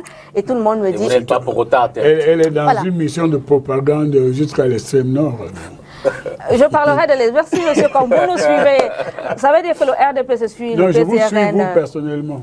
Le RDPC suit le PCRN, ils savent qu'on fait des actions. Non, je suis docteur Baga. OK, great. Donc, pour revenir à la pandémie, je pense que le Camerounais et l'Afrique a eu beaucoup de chance et ça me permet d'embrayer sur la recherche scientifique. Je l'ai dit sur un plateau tout à l'heure. Ou alors avant, au début de cette pandémie, nous avons eu une opportunité historique de savoir pourquoi. Pourquoi au Cameroun, malgré le fait qu'on ait un peu baisser la garde, nous ne sommes pas malades. Le taux de mortalité n'est pas plus élevé qu'ailleurs et les gens vaquent à leurs occupations normalement. Le ministère de la Recherche scientifique a raté une opportunité historique de faire au moins une étude observationnelle et le Cameroun aurait pu exporter quelque chose à l'étranger et avoir ce qu'on appelle en anglais le best practices. On a raté ça au niveau du ministère de la Recherche scientifique et aujourd'hui, on n'a que des anecdotes et on ne construit pas le monde, monsieur, comme ne le dira pas le contraire, ni d'ailleurs le docteur Essoma, qui est un académicien, sans les données. Bon, nous, on est les Gougnans, on ne sait pas. Il est académicien. Sans les données, on ne construit rien. Ça, c'était le ministère de la Recherche scientifique.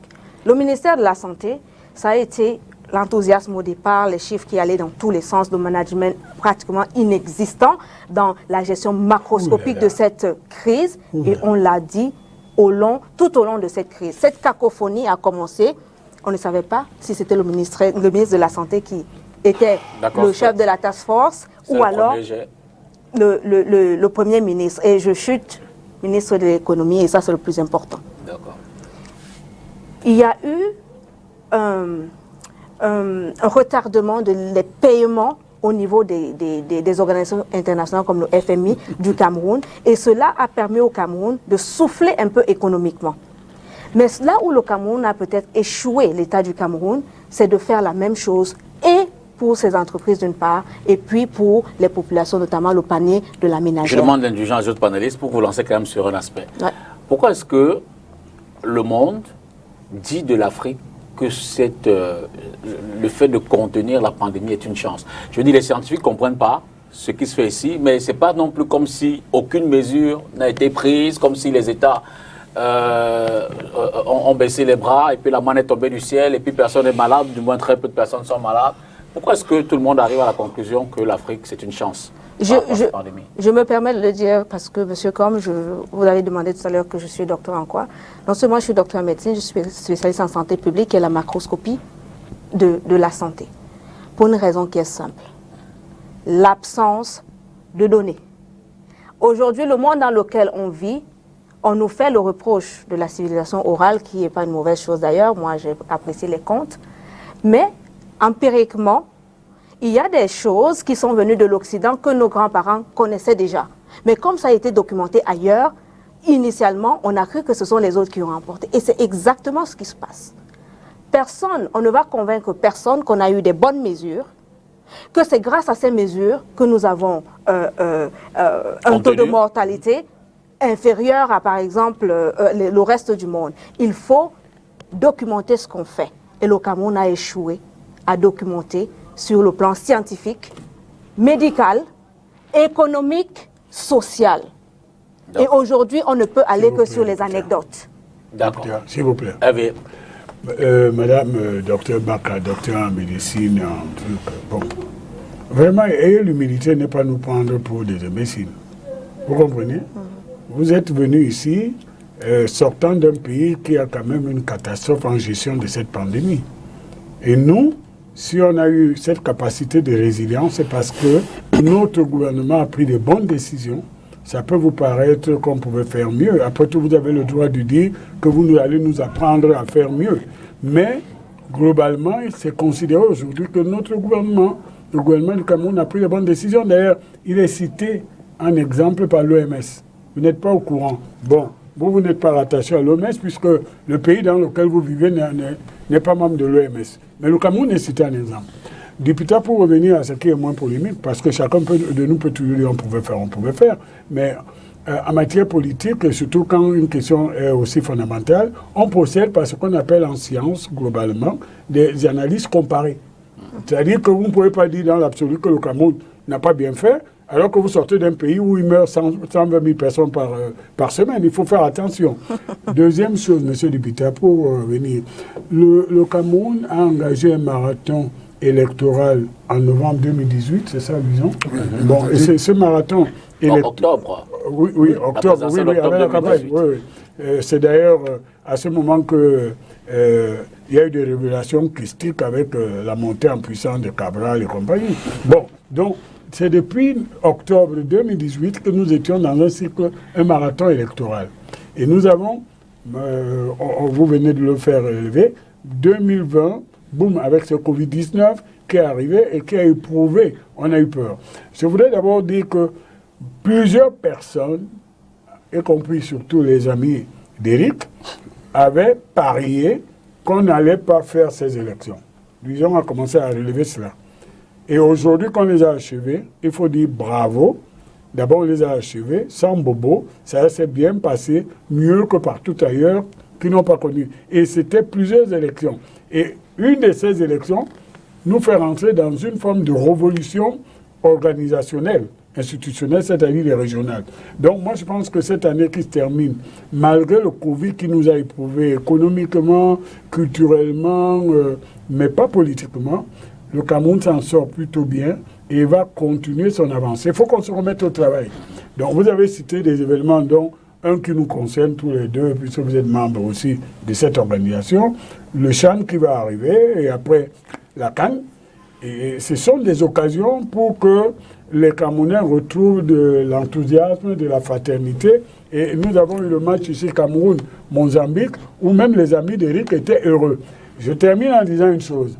Vous avez dit que le Premier ministre était voir les infrastructures sportives, mais ces infrastructures ne sont pas que sportives. Ce sont des grandes réalisations. Parce que moi, j'ai l'âge pour me permettre de dire que c'est lorsqu'on a construit le premier stade de la réunification que ça a modifié le visage de Bepanda et de la cité Sikh. Aujourd'hui, lorsque vous allez à Japoma, à Olembe, même à Bepanda, c'est un autre monde. Nous rentrons dans la modernité. Peut-être, Dr Bakapa, à votre allure, parce que vous nous proposez et vous nous promettez que dès qu'on va vous élire, on va aller au paradis même sans mourir. Et à Ezeka, les gens sont en train de dire... Monsieur, comment on parlera d'Ezeka tout à l'heure? Prenez Prenez votre mal à patience. Donc, je conclue là-dessus en disant que c'est une période qui a été difficile, éprouvante, mais une période, donc, avec le recul, les universitaires, les Luson et Somba, écriront qu'on a plutôt franchi cette période avec beaucoup de résilience et même beaucoup de succès. Et donc, nous rentrons dans l'histoire. Revenons ensemble, tout le monde compris, pour continuer cette marche, mais dans la fraternité, l'unité et l'indivisibilité du Cameroun. Ça, nous ne négocions pas ça. Éric, cette année 2020 Cette année 2020, c'est une année difficile pour tout le monde. Personne ne va contester la difficulté. On a déjà la question sécuritaire, c'est vrai qu'on n'en a pas beaucoup parlé. Dans les régions du Nord-Ouest et du Sud-Ouest, on a eu Gabou, on a eu Kumba, on a eu plein d'autres cas. On a dans la région de la Damawa, il y a un groupe qui est en train de se former de ce côté-là. C'est vrai que l'armée a déployé dans un premier temps les forces spéciales de la gendarmerie pour aller régler au moins la question des kidnappings et tout ça. Mais seulement, je crois qu'on a envoyé vraiment l'armée récemment pour sécuriser notre frontière de ce côté-là. Même si l'information n'est pas confirmée. Hein. L'armée a été déployée pour sécuriser notre frontière avec le Nigeria. Non, c'est pour dire que l'armée même précisément dit qu'il n'en est rien. Ok. Mais on ne le dit pas. Maintenant, non, je suis d'accord avec vous, mais je veux dire que il faut quand même préciser l'information exacte. Oui, maintenant, on a la question de Boko Haram qui, malgré tout, malgré le fait qu'on l'avait réduit à un niveau assez bas, ils ont quand même pu réaliser quelques attentats au niveau de l'extrême nord.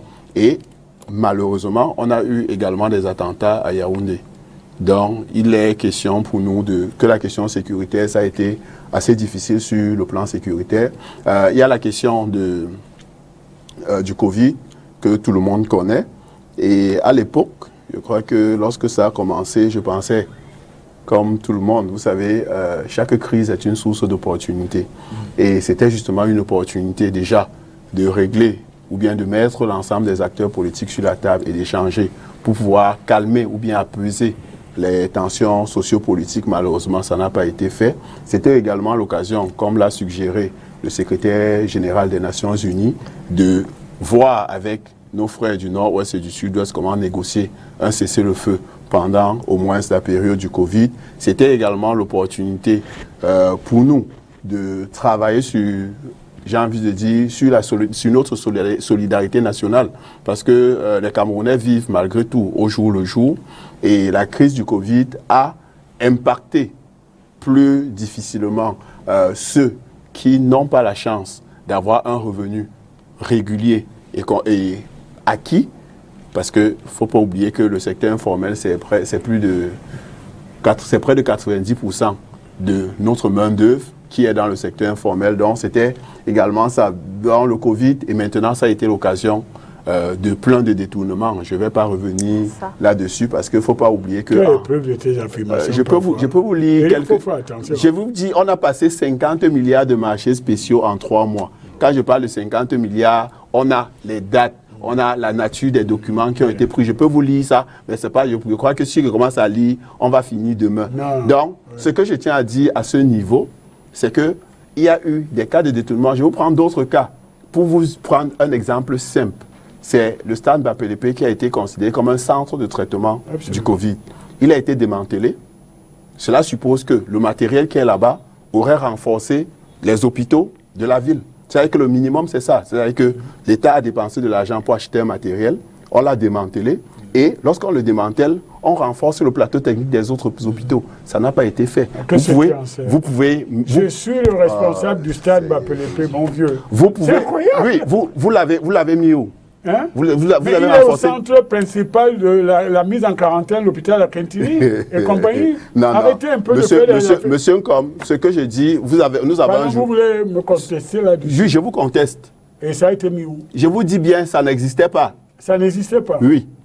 Donc, ce que je disais, bon Dieu, c'est que ça a été l'occasion, justement, de détourner l'argent du contribuable camerounais, malheureusement, avec des surfacturations. Les documents sont là. On est dans un autre débat. Non, ce n'est pas notre débat. Vous avez invité le porte-parole de Nietzsche ici. Mais c'est le LZR. Je vous dis, Eric. Je vous dis que le Covid aurait été l'occasion de mieux gérer les ressources de l'État. Surtout que il y a eu une loi rectificative pour réduire notre budget. Parce qu'on était incapable de collecter suffisamment de ressources pour pouvoir financer le budget qu'on avait au départ. Donc, ce n'était pas l'occasion de dilapider l'argent des Camerounais pour faire du n'importe quoi. Parce que c'est ça la réalité. Lorsque des gens, on dit que 150 personnes ont eu 600 millions de carburant pendant je ne sais pas combien de périodes, parce qu'au départ, on disait que c'était 600 millions. Là dans le Congo, non, ce n'est pas du Congo, ça, ce sont des faits. Et le ministre, le ministre a été clair. Le ministre l'a dit, il n'a pas contesté les 600 millions de carburant. Ce qu'il a dit, c'est que c'est le ministre et 150 personnes qui sont responsables des questions de santé au niveau du Cameroun. Lorsque vous prenez 600 millions que vous divisez par 150, vous voyez la somme qu'ils ont dépensée. C'est parce que le ministre a dit. Au moins, oui, qu'est-ce qu'il a dit? Non, le ministre a dit, parce que vous disiez qu'on a affecté 150 millions au ministre de la Santé 600 publique. Millions. 600 millions, pardon. Même du 700, au ministre de la Santé publique pour le carburant. Oui. Et le ministre précisait qu'il s'agit du ministère. Il ne s'agit pas du cabinet de la personne de Manaouda, c'est pas ça. Et c'est le budget, il a précisé que ça allait même jusqu'au comment vous appelez ça, l'administration décentralisée. Oui, ce que je vous dis, ça fait 150 individus. Non, c'est pas possible. Comment, je vous dis, ce sont les faits. Vous avez certainement tout le personnel du ministère de la Santé n'a pas de voiture de service. Voilà. Parce que c'est pas la voiture de X ou de Y dans laquelle on met du carburant. C'est la voiture des responsables du ministère qui ont droit à un carburant. Je vous dis, c'est 150 personnes. Faites le ratio 600 millions. C'est la question que je voulais poser. Les ambulances, vous en faites quoi? Pardon? Vous ne parlez pas de ce cas, les ambulances. Allez à l'hôpital à Quintini, vous leur demandez si on leur donne le carburant pour leur ambulance. Ah bon? Comment vous dites ça? Ah bon? Allez vérifier. Bon, d'accord. Qui vous a dit que les ambulances relèvent du ministère? Ça relève d'un ministère. Ceux qui sont dans les formations hospitalières appartiennent au parc automobile du ministère. Madame, vous avez terminé. Donc, ce que je disais par rapport au corona. C'est tout ce que vous avez eu. Non, ça c'était par rapport au corona. Maintenant, on a eu d'autres activités, notamment les activités politiques, et nous regrettons que nous soyons restés justement dans cette logique. C'est vrai, on parachève la décentralisation, mais malheureusement, comme je disais tout à l'heure, on a attaché la charrue avant les bœufs. On crée le cadre, on finit avec le cadre législatif et on organise les élections. On n'organise pas les élections, on vote les gens et après, ils sont dans l'espace. Il faut attendre le bon Dieu, c'est-à-dire l'alpha et l'oméga, M. Biya, qui va décider le jour où il voudra. Pour signer les décrets d'application. A oublié de dire qu'un effet historique, c'est l'affaissement électoral total du SDF. Le SDF l'a expliqué. C'est incroyable. Le SDF l'a expliqué. Son bastion Monsieur Com, Vous êtes en musique. Monsieur Com, c'est pas un coup de poing, parce qu'en Non, réalité, c'est pas un coup de poing, c'est un nous fait. sommes en train de parler du Vous bilan. n'existez plus. Pardon? Votre attestation de décès a été publiée à Non, non, Bamenda. rassurez-vous. Votre parti est- Rassurez-vous. Eh bien, c'est Eric qui a la parole. Monsieur Com, je tiens à vous dire que par exemple à Kumba, pour empêcher que les électeurs aillent voter, l'armée a tiré en l'air toute la journée pour... On a empêché... J'ai dit bien, pour faire peur à la population et leur empêcher d'aller voter, l'armée a tiré en À l'air quelle toute la occasion? journée. À quelle Pour les élections municipales, ce sont des faits. Bon, je suis habitué. Donc, non, arrêtez les affaires d'être habitués. Je suis habitué. Vous maintenez Vous la faites des guerre. déclarations. Vous maintenez la guerre dans les régions du Nord-Ouest. Nous maintenons Je la dis bien, vous maintenez. Je le dis.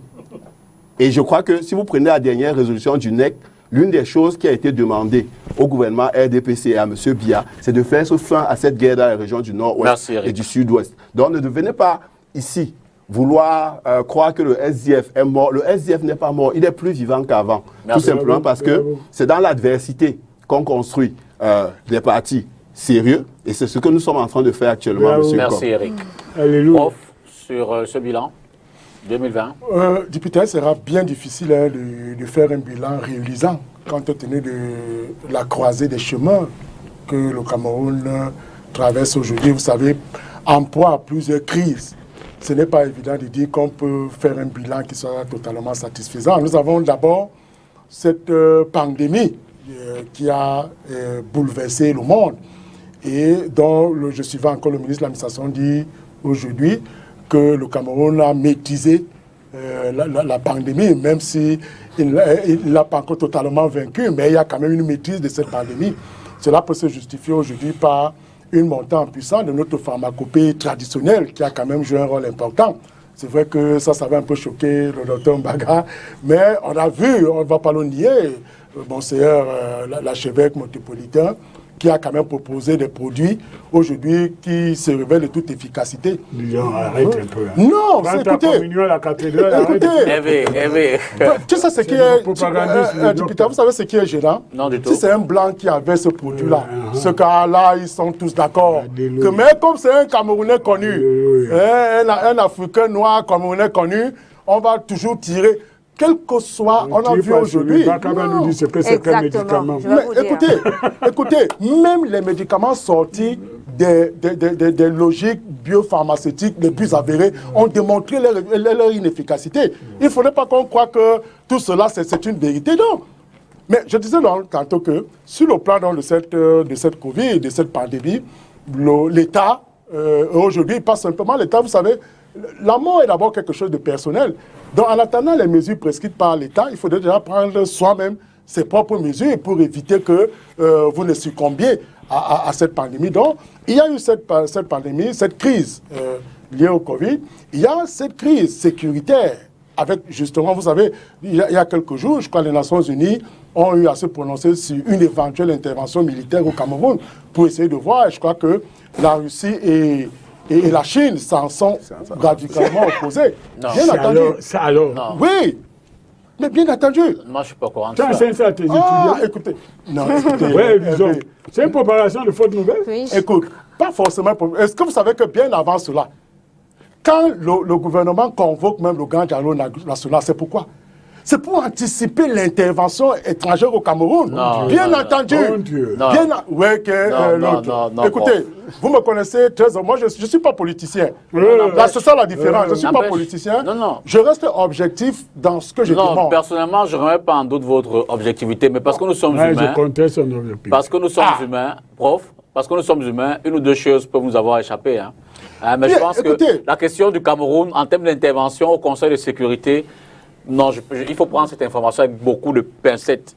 Il ne faut même pas la prendre comme info. Bon, est-ce que une fois, les Nations Unies se sont prononcées sur cette question, au moins se prononcer? De façon informelle, peut-être. Il y a eu des. Mais voilà, donc c'est pour commencer. Non, mais, c'est mais pour non, mais indiquer pas que- en termes d'intervention. Mais voilà, notamment militaire au Cameroun. Dipita. Écoutez, bon, ok, il a cet aspect. D'accord. Prenons la crise. Non, je vais te suivre là-dessus, ben, hors antenne. Non, il n'y a On pas. va Non, causer il n'y a ça pas. à Oui, l'horizon. on causera. Ouais. Alors, c'est autre crise, la crise politique. Oui. expliqué et vous l'avez évoqué. Vous savez, je suis désormais membre de l'Organisation pour la défense, l'Organisation internationale pour la défense des droits de l'homme. Donc, je suis désormais un droit de l'homme affirmé.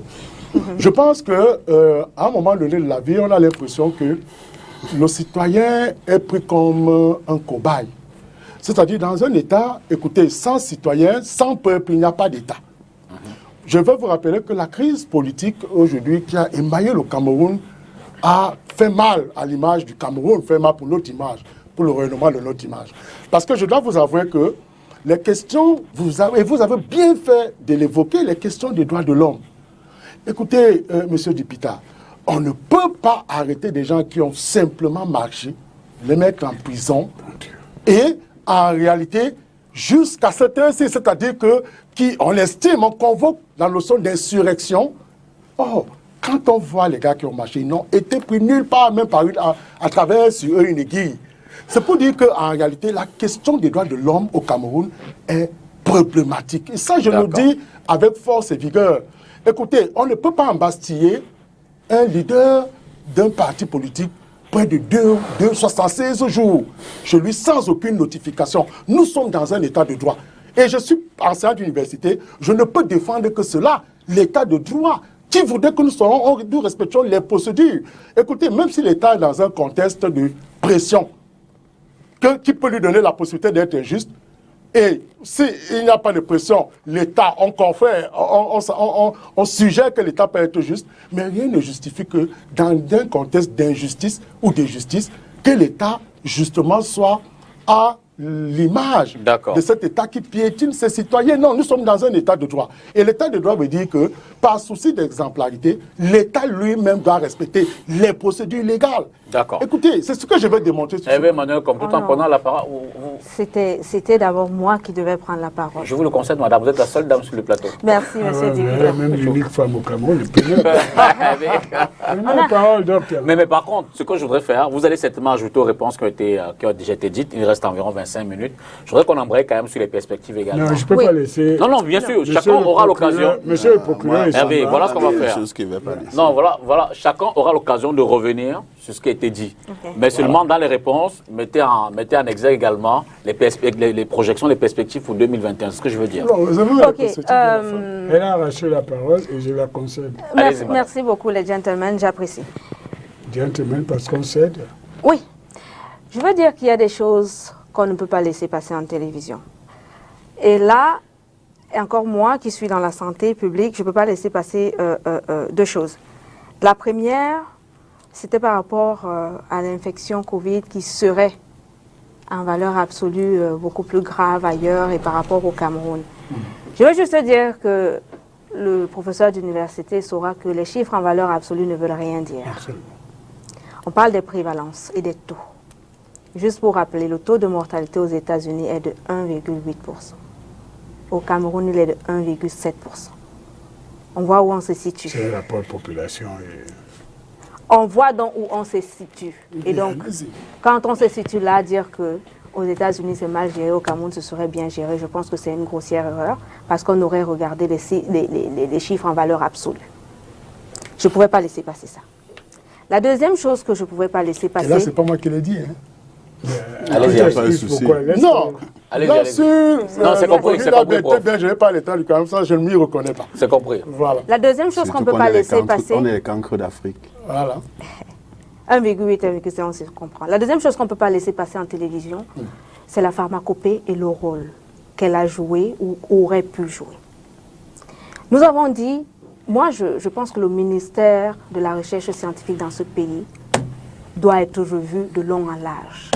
Après 9 mois de crise, des médicaments essayés de trouver et qu'aujourd'hui au Cameroun, peut-être qu'ils sont ça dans leur tiroir, comme les espèces de chauves-souris qu'on a découvertes à un moment donné, ils n'ont pas encore partagé. Il faut vraiment, comme je l'ai dit encore, il faut que des gens démissionnent. Dans un pays normal, on démissionne. Vous avez peut-être raison que la pharmacopée aurait pu jouer un rôle.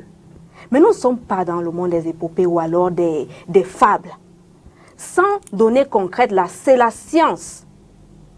Quand on a commencé avec le professeur Cléda, Peut-être qu'il a des données dans son... Non, pour l'instant, il est évêque. Il Excusez-moi. n'est pas encore professeur. Monseigneur. Dans votre milieu, tout le monde est professeur. Non, tout le monde n'est pas professeur. Monseigneur Cléda, ou tous les autres qui ont eu l'ingéniosité de sortir quelque chose, l'État du Cameroun aurait dû prendre sur lui de faire au moins une étude observationnelle. C'est-à-dire prendre un groupe de personnes, même en placebo, observer avec ceux qui ont pris les médicaments et faire des conclusions. On ne peut donc pas dire aujourd'hui que la pharmacopée aurait joué un rôle. Ça aurait pu jouer. Mais l'État du Cameroun, notamment le ministère de la Recherche scientifique, a échoué à ce niveau pour montrer les compétences du Cameroun, ce qu'elle aurait pu faire et transporter ces médicaments. J'aurais pas pu laisser passer ce genre de choses. On a raté cette opportunité. On ne saura jamais si le Cameroun aurait eu le super médicament qu'on aurait vendu aux Américains, peut-être sortir le Cameroun de la pauvreté pour le cas précis. Parce que notre ministère de la Recherche scientifique s'est contenté de nous dire de boire du Fibangras ou je ne sais pas quoi, qui n'est autre que la citronnelle. Je peux reprendre la parole maintenant. Maintenant, je vais aller sur les crises socio-politiques. Les droits de l'homme. Les droits de l'homme dans ce pays, ce n'est pas un scoop que ça a toujours été bafoué. Les amis de Hervé Emmanuel Krom sont passés maîtres dans l'art de violer les libertés individuelles des citoyens camerounais. Au PCRN, il y a encore quelques jours, nous avons un camarade qui a assisté à un meeting parce qu'il a porté l'écharpe du PCRN. On aurait voulu qu'il soit neutre. Il a été copieusement bastonné. Oh. Oui. Où ça? Je pense que c'est la première fois à Famba. Une fois Famba, oui, le représentant PCRN. Voilà. Et ça, il Pour était une cérémonie publique. public. Et ça, c'est inacceptable. Donc, aujourd'hui, ce n'est pas un scoop. Et j'espère que quand le président, moi je le redis encore, le président national de ce pays, le président de la République, il est national ou RDP?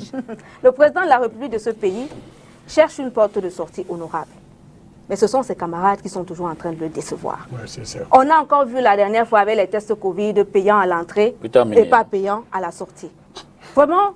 Terminé, j'espère au moins sur 2021. 2021, je vais y arriver avec les perspectives pour finir sur la crise socio-économique. Tout ce que vous avez dit, je ne reviendrai pas là-dessus. Je dirais juste que pour les perspectives de 2021, que les camarades de Maître Krom fassent en sorte que leur président sorte par une porte honorable, y compris en respectant les droits des citoyens camerounais. Droit aux associations, droit aux manifestations publiques et droit à la liberté d'expression tout simplement. Merci. Pour finir 2021 par rapport aux collectivités, M. Dipita, nous espérons vraiment, vous accordons le bénéfice du doute pour implémenter le projet de société nationale que votre président veut utiliser pour sortir de manière honorable.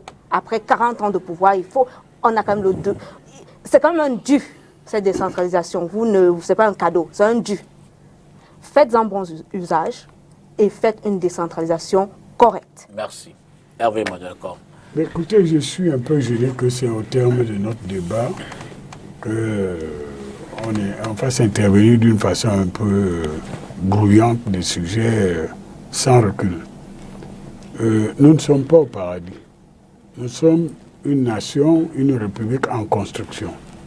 Et nous devons développer cette construction parce que le développement de ce pays est fondé d'abord sur la liberté du citoyen. Je ne pense pas qu'un citoyen qui ne vit pas dans un environnement de liberté puisse apporter une contribution substantielle au développement de son pays. Mais laissez-moi vous rappeler quand même, cher docteur Luisan Issomba, que moi je suis né sûrement avant toi dans un pays où il y avait une seule radio et on l'écoutait quand on pouvait. Il y avait une seule télévision un peu plus tard et sous Paul Biya, nous avons plus de 30 télévisions publiques et privées. Nous avons plus de 2000 journaux. Nous avons des radios alors dans chaque carrefour de Douala, Mambanda, partout vous avez une radio. Et vous ne pouvez pas dire que le climat d'ensemble, ce n'est pas la liberté d'expression. C'est un mensonge que vous diffusez.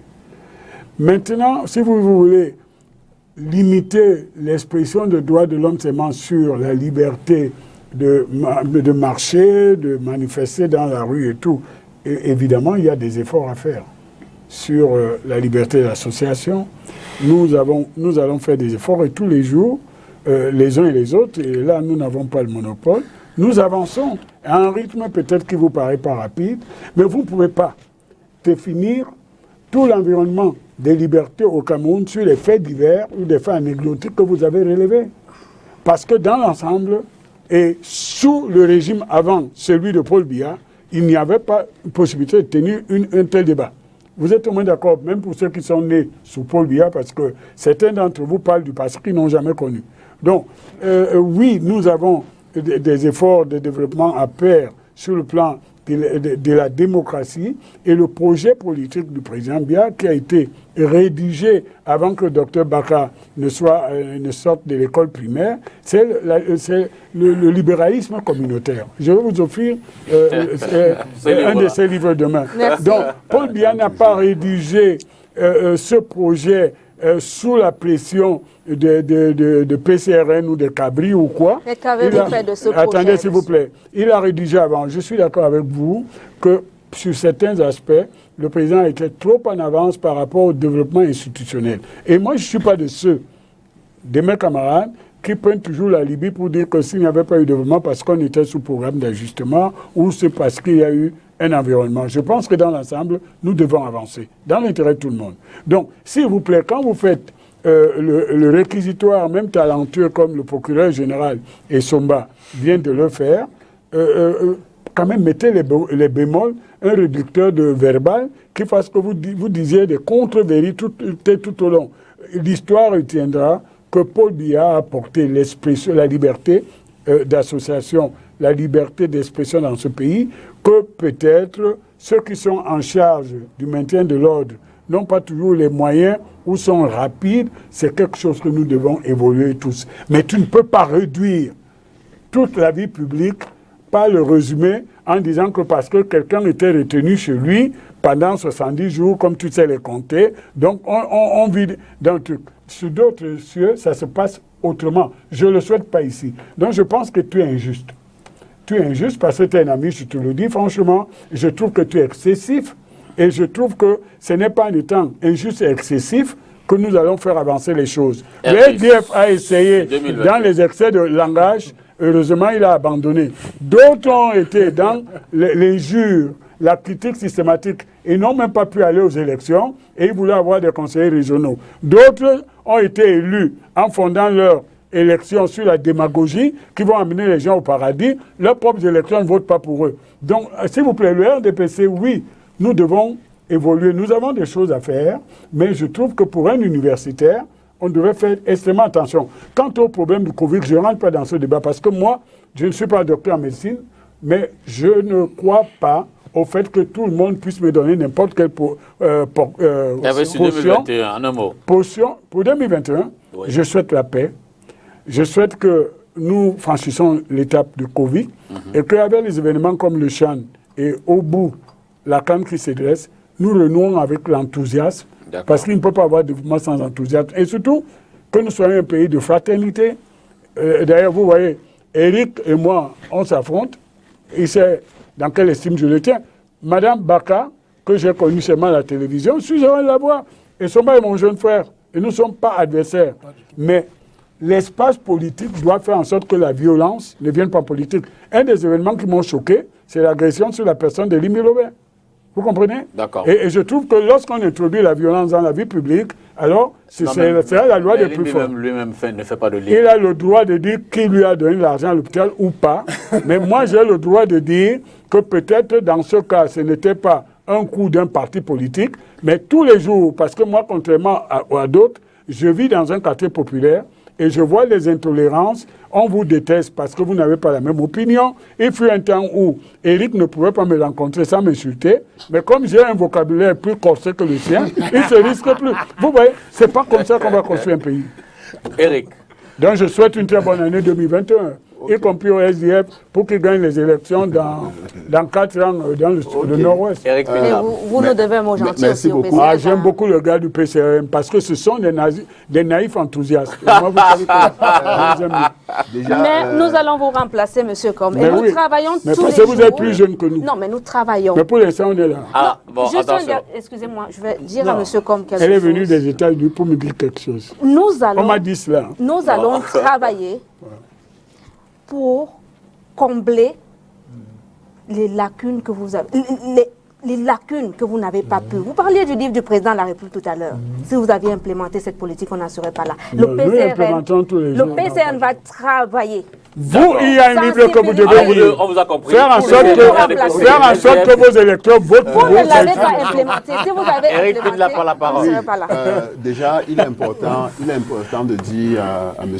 Hervé Emmanuel comme que ce n'est pas M. Biya qui a apporté la démocratie et les libertés individuelles au Oh Cameroun. là là. C'est les batailles des Camerounais. Vous connaissez l'affaire Yonder Black. Vous savez qu'au lancement du SDF, le 26 mai 90, il y a eu 6 morts piétinés par balle. Je ne vous parlerai pas des autres batailles qui ont été menées par les Camerounais pour que nous puissions avoir les libertés que nous avons aujourd'hui.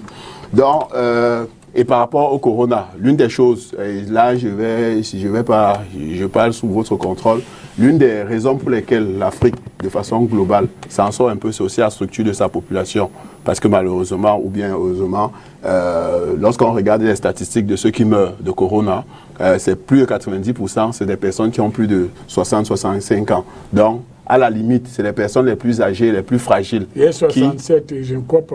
Non, là, c'est les statistiques. Ce sont des déclarations d'une légèreté. Non, incroyable. Je dis bien, ce sont les statistiques. Ce sont des personnes d'un certain âge et ce sont des personnes qui ont des maladies, notamment les maladies qui ont affaibli leur système immunitaire, qui, pour la plupart, décèdent de cette maladie. Maintenant, pour 2021, nous espérons que dans les régions du nord-ouest et du sud-ouest, un cessez-le-feu sera trouvé et de façon globale, que la solution politique... Qu'est-ce qu'il appelle cessez-le-feu?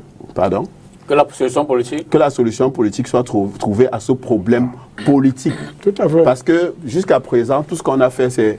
La solution militaire, c'est combattre les conséquences.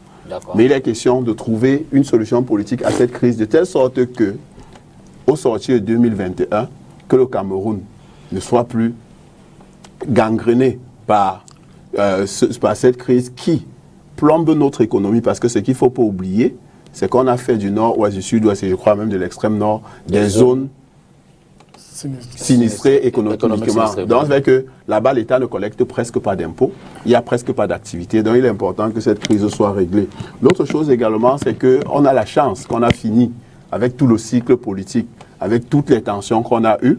Il serait intéressant qu'on revoie notre système électoral de façon globale pour pouvoir préparer les prochaines échéances et éviter tous les problèmes que nous avons eus depuis 2018 liés au fait de la non-reconnaissance de ceux qui ont été élus, parce qu'on connaît le système de fraude, le système de ceci, une biométrie que tout le monde connaît, c'est-à-dire une biométrie où on prend des informations et qu'on ne vérifie pas à la fin, parce que le principe de la biométrie, si vous allez dans une entreprise aujourd'hui, lorsque vous mettez votre doigt, on note que vous êtes venu à telle heure.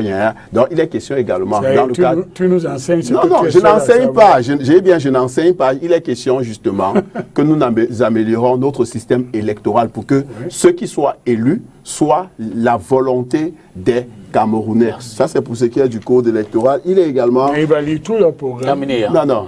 Il est également, Allez-y, il est terminez. également question qu'au niveau des libertés individuelles, je vais revenir là-dessus. Même collective. Hein. Individuel et collectif, L'association, la loi il est d'association, c'est hyper une- important Amusant. que le recul qu'on a connu en 2020, qu'on ne le reconnaisse pas, qu'on repense notre façon d'implémenter nos libertés individuelles et collectives. Il est important que, comme on dit, c'est de l'affrontement des idées que jaillit la lumière.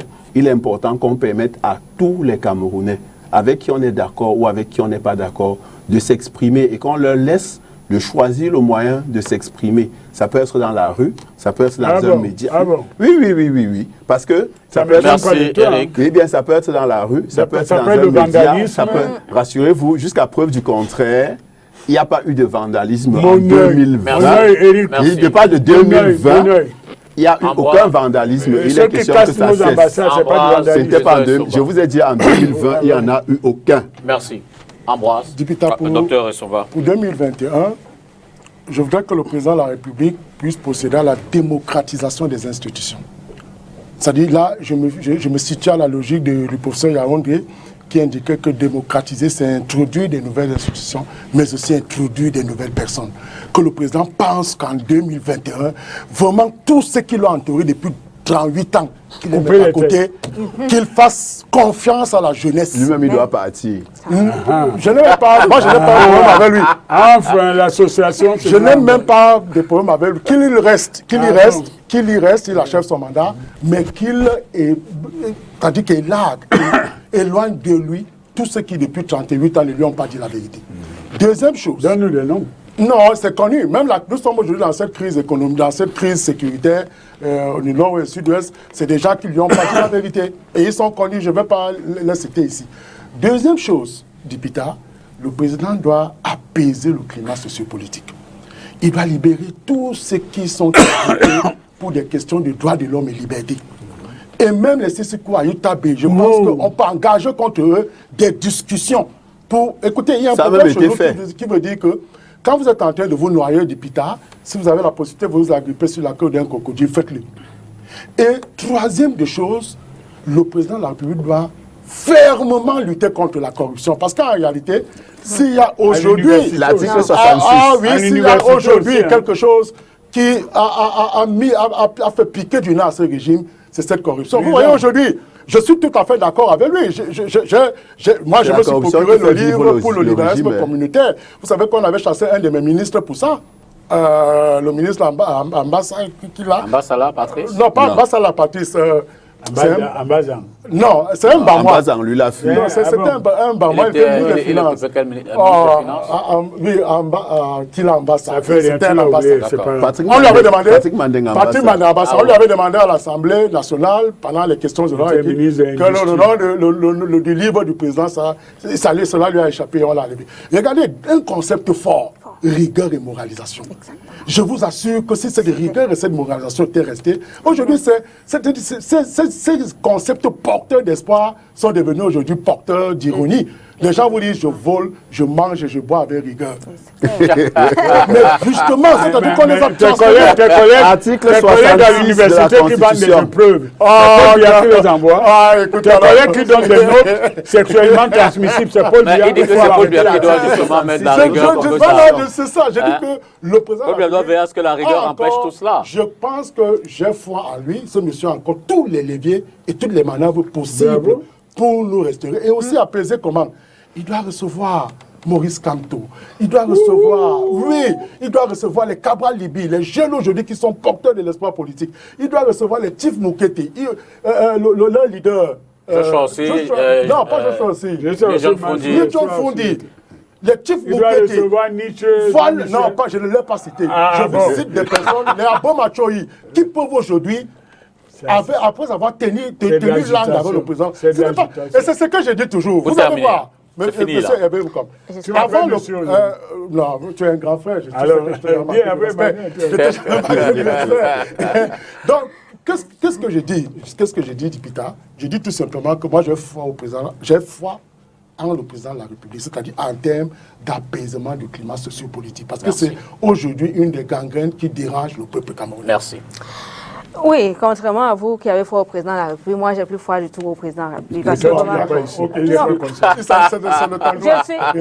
suis ce qu'on doit faire alors que tu vis avec des McDonald's partout. Non, c'est bon.